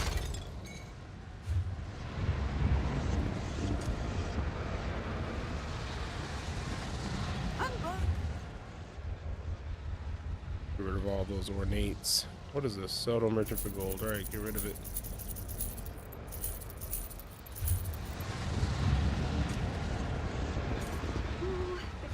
Oh, let's see what else we got. Spider cultist sash. Nope. Jolting sabatons. When you block, you charge your arms, increasing your physical spell resistance by 4,352 for 6 seconds and causing your next bash attack to do. Ooh. Charge your arms. Oh, for 6 seconds. Oh, this effect can occur every 6 seconds. So, okay. Jolting sabatons. That's pretty good for tanking. When you deal critical damage with fully charged heavy attack, your light and heavy attacks deal an additional 1453 damage. Nah. Necklace of the Viper. When you deal damage with the martial melee attack, you deal an additional 1,344 poison damage over 4 seconds. This effect can occur every 4 seconds. Scales up the higher of your weapon or spell damage. I don't know about that.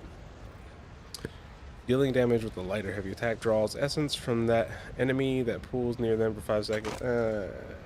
Drawing from the pool heals you. Okay. Storm Master's Boots. When you deal critical damage with the fully charged heavy attack, your light and heavy attack. Okay, that's the same thing. Wait, that's from...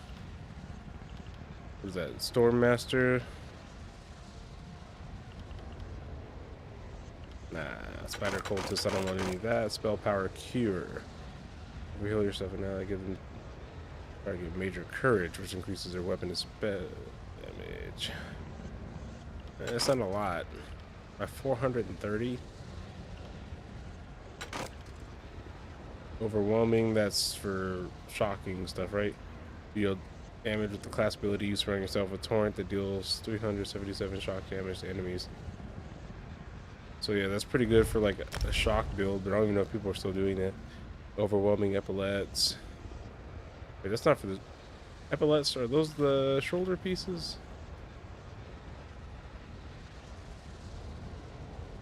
Shoulders, yeah, get rid of that. Overwhelming, I'll keep that. Jolting, yes, I'll keep that. The Essence Thief. Nah, the rest of this can go. Cool.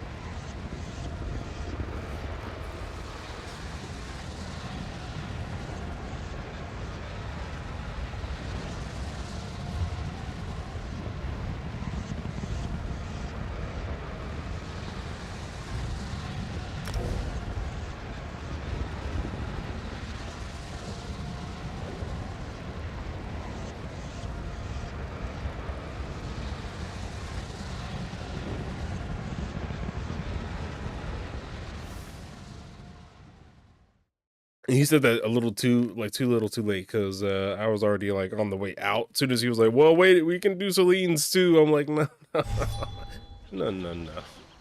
No, no, no. I'm out. I expected the date back from. Got the wrong one, dude. I'm already leaving. I'm gone. All right, all right. Let's see what else we got here. Let's get rid of this now.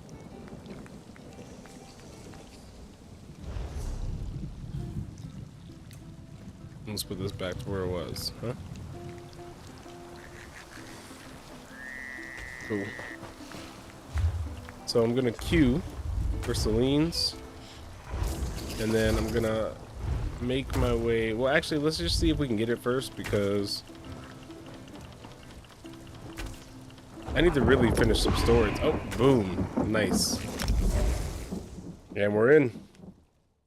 Now, that would be funny if it was the same group that I was just with, and I just get paired right back with them, and they're gonna be like, bro, why'd you leave? Stupid. They're gonna be like, stupid. And then left, stupid.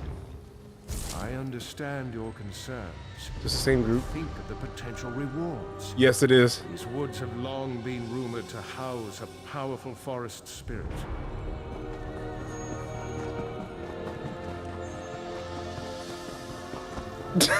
The same group, bro. My friends, there is no need for weapons. We come in peace. The maiden has decreed that you have no place. You feed earth tonight.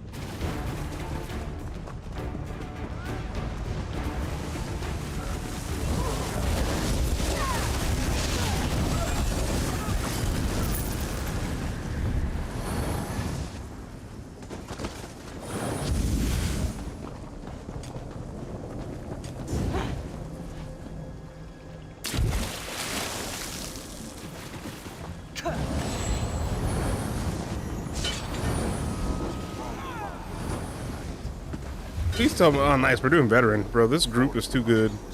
We're just flying through this.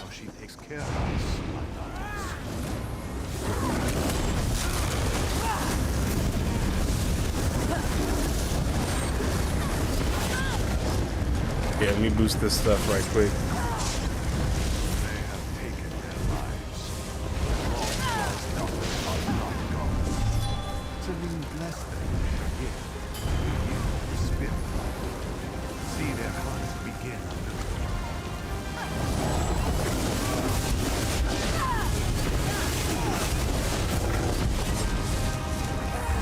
Bro, they got that damage though. These guys are not playing.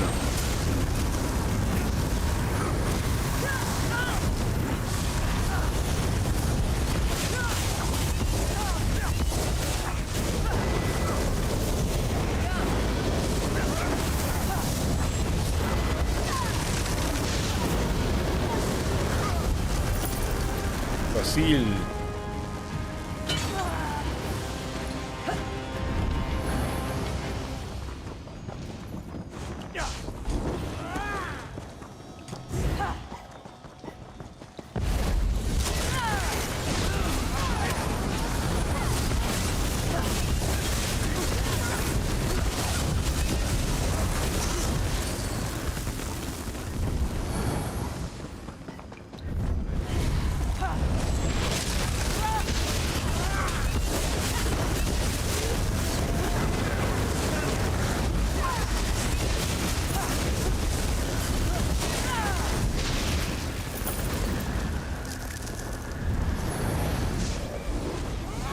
I see now that like if I'm feeling good like I'm doing right now, you shouldn't even need Earth Door. So I should be going for something that gives me other stats.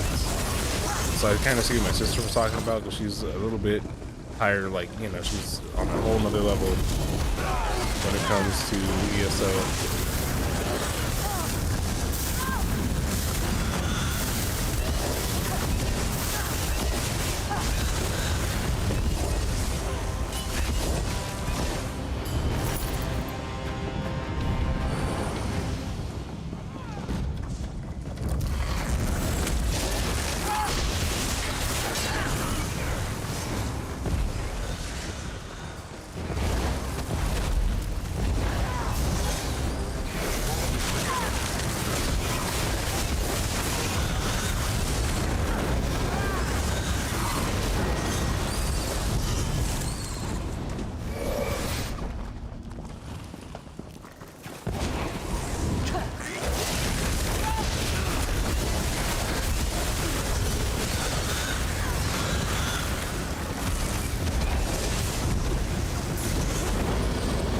Luminous blood sac? Why does it seem like I'm getting all these weird rare items right now?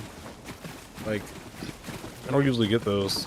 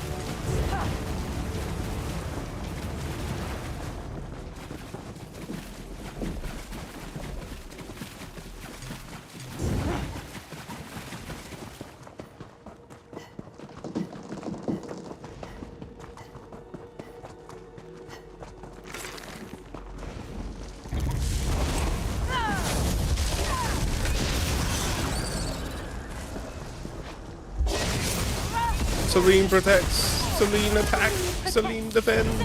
Celine is everything that I need her to be and everything else. Whatever she says, I don't know.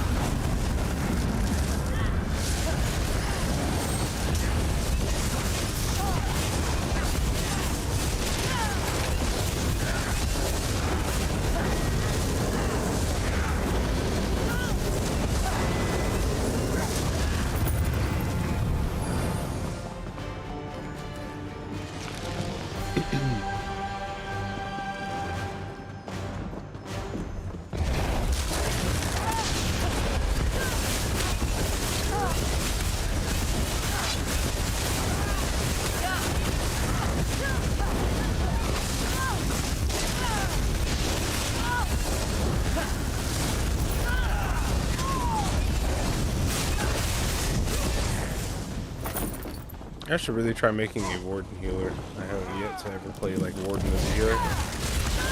But I have yet to even play my own classes different ways, like playing it as a tank or anything else, honestly.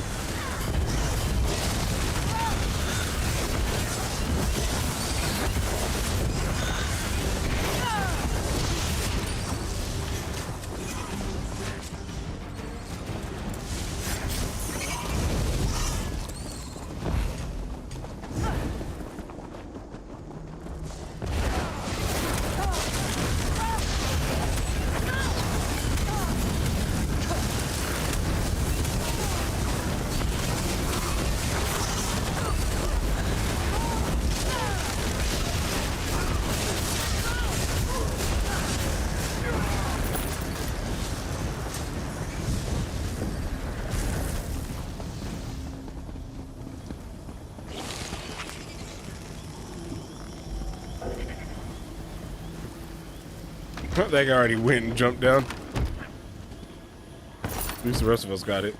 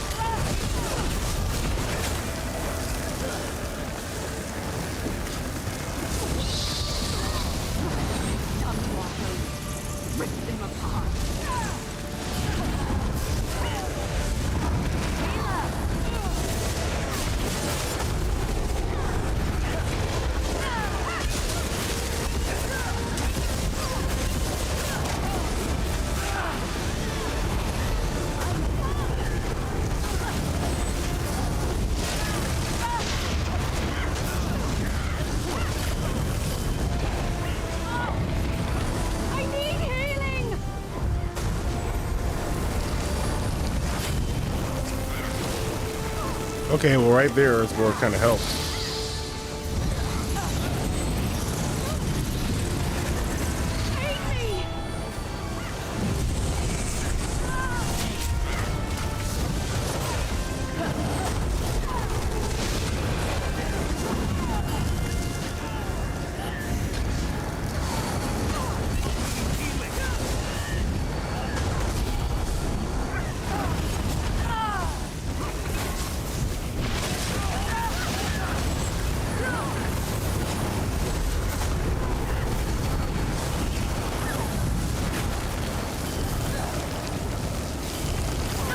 Yeah, bro, you gotta dodge that.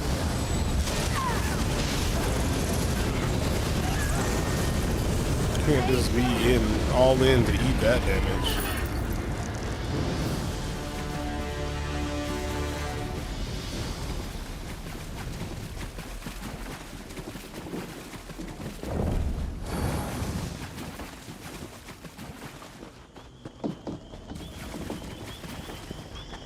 I need for nothing. Got plenty of goods fresh off the junk pile. I'm always willing to bargain.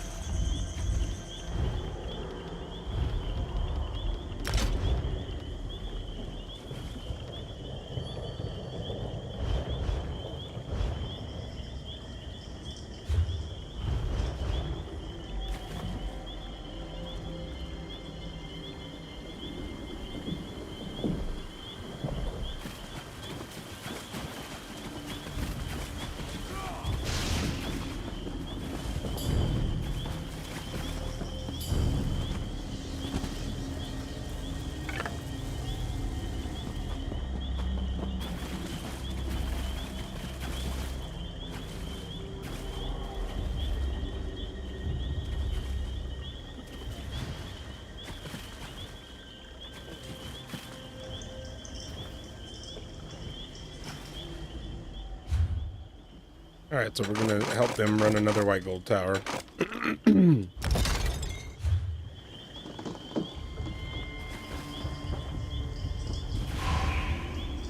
He's like, okay. That other guy didn't really want to do it. I mean, I don't either, but you know, he's trying to get something specific from there. And I know how that is when people won't help you and they won't even talk.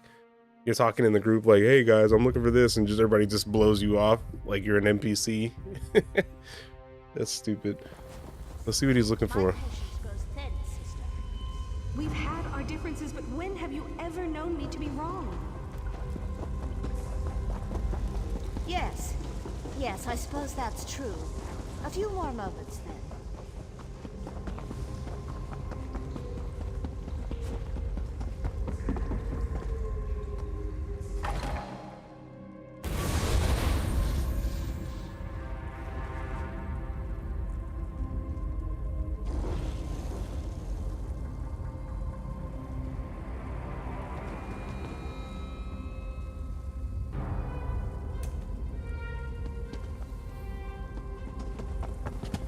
What does that one do?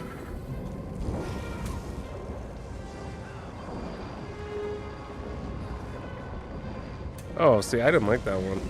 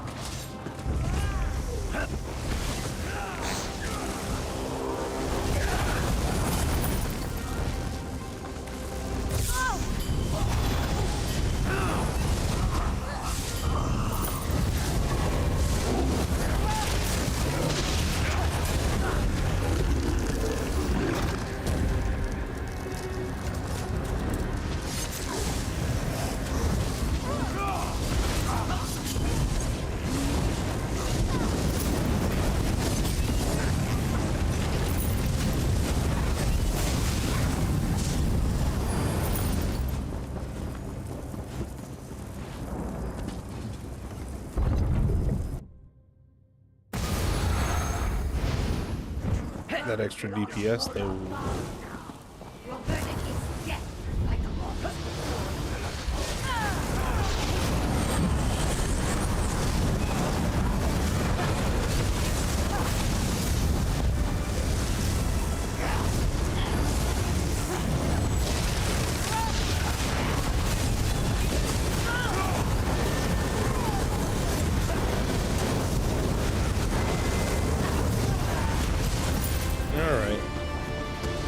Guards of Essence Thief.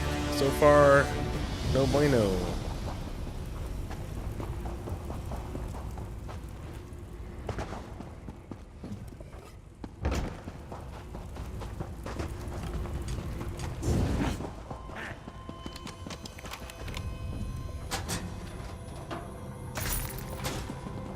Nice.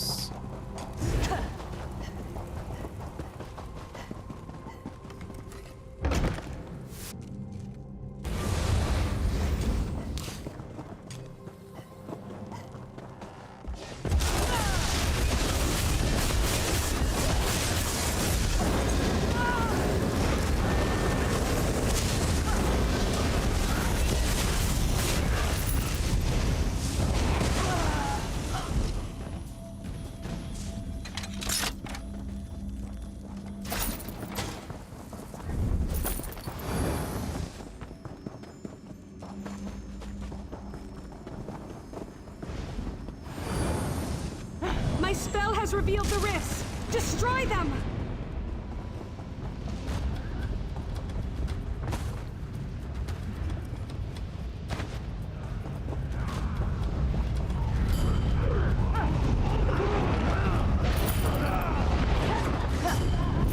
Easy.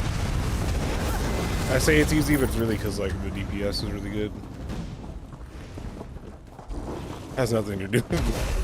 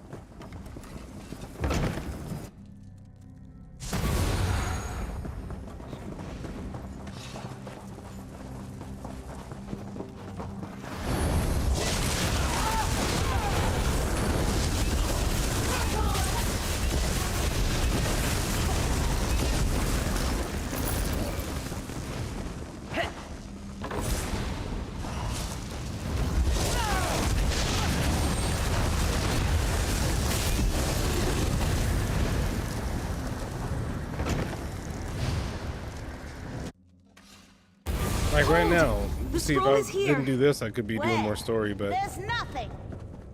This is where I left it. Give me a moment. You'll see.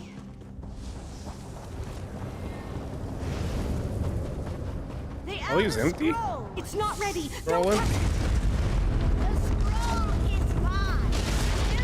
The scroll is mine.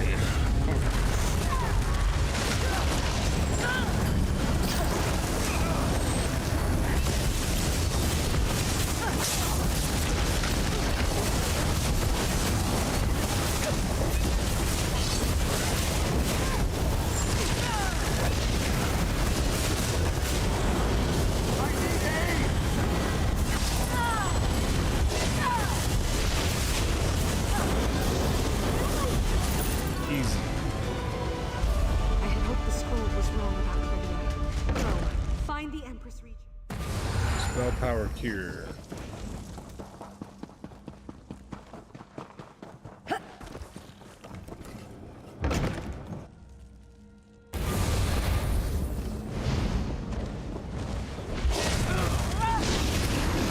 My spell has revealed the rifts. Destroy them.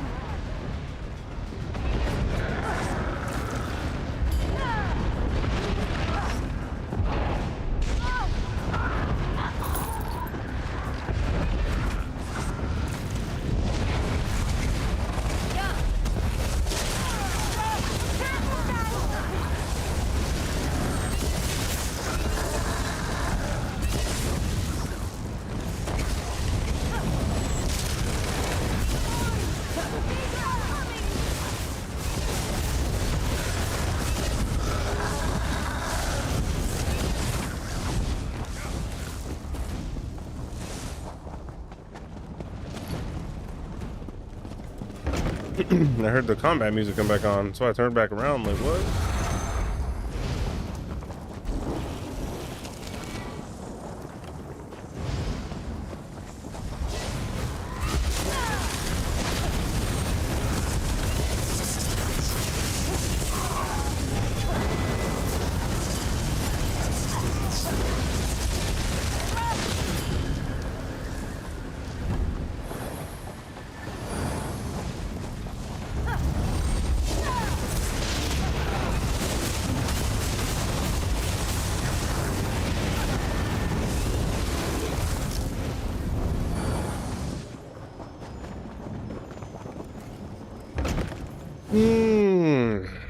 Yeah, I don't know if I want to keep helping this guy though, because majestic as it is I like this terrible. dungeon. I guess it's mostly just Boring. To arms! The Daedra are coming!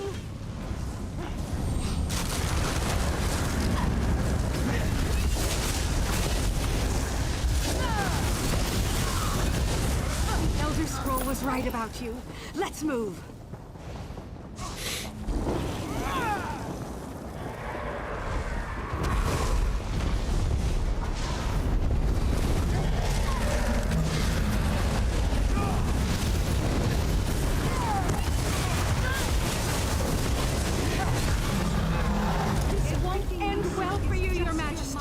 Leave the scroll! Stop this! You underestimate me, wretch. I will burn your very souls!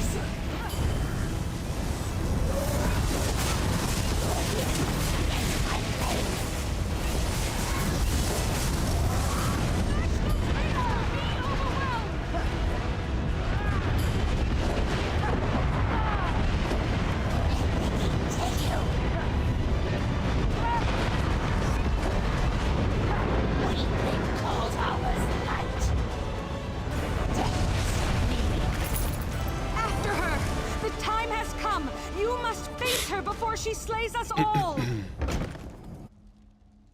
Yeah, while I'm thinking about it right quick, let's just do this.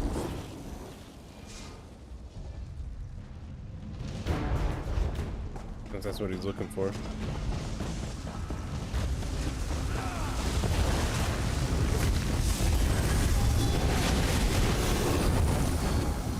The Unbroken. Oh, cool.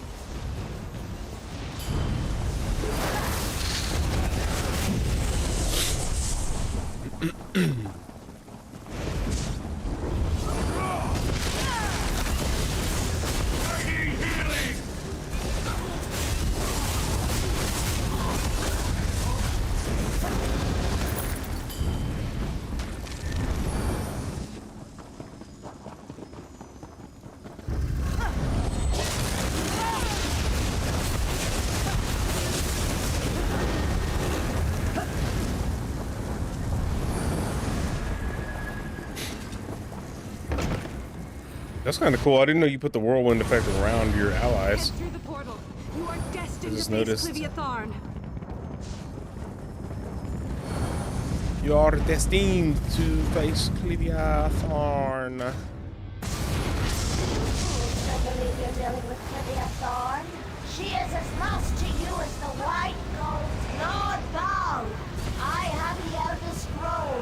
The flame meld of earth begins.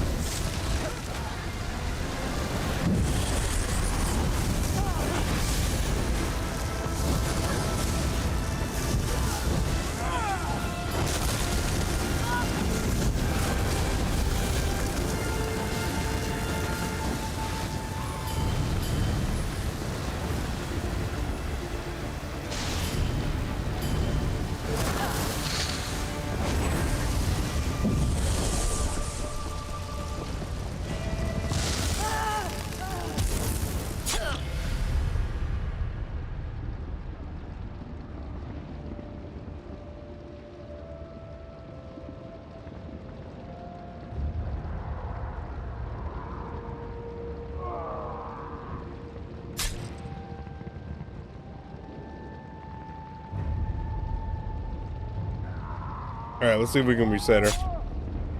That works too. Now Lord Gaul shall ascend to both thrones.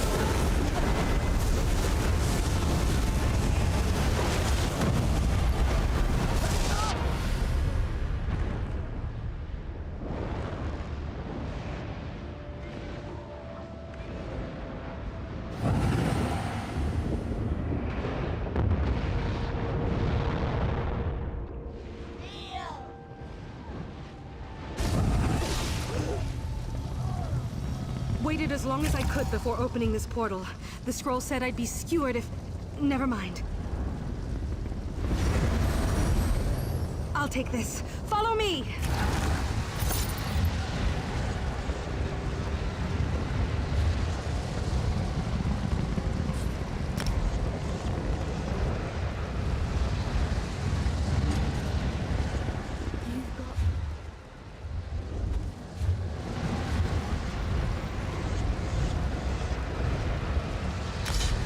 See what I got.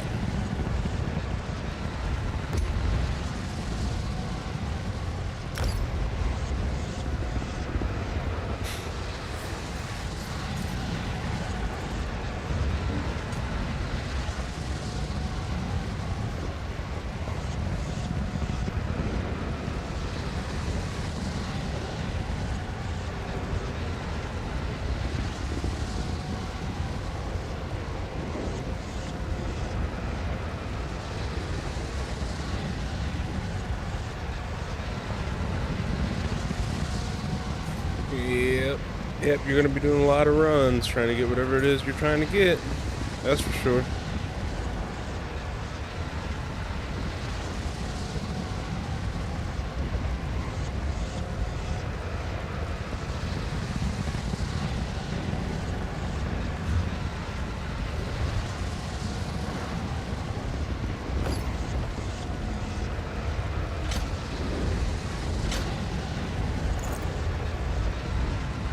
I mean, I don't really need that.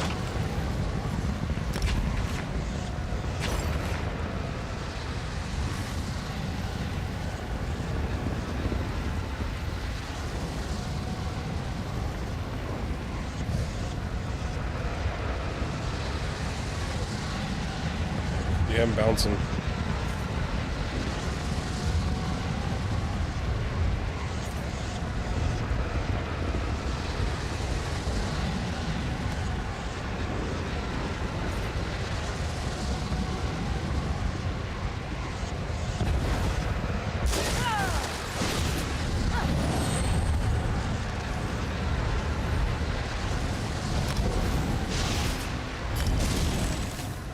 All right.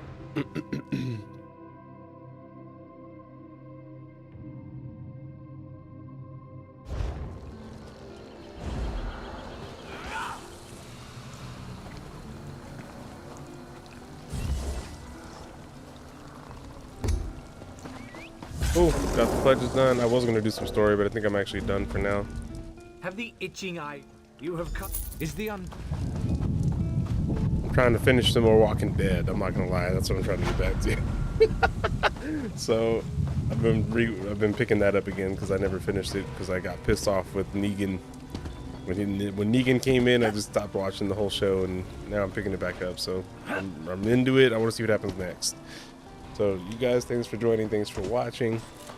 I know it wasn't much. It was just read some pledges and, you know, the basic stuff, but I really wanted to make sure you guys knew that I won't be streaming for about 2.5 weeks or so while we're on this trip. So I mean, and if I do, it'll be like a stretch. It'll be probably me going live from my phone doing something, you know, and I don't even really foresee that, but, you know, there's a possibility.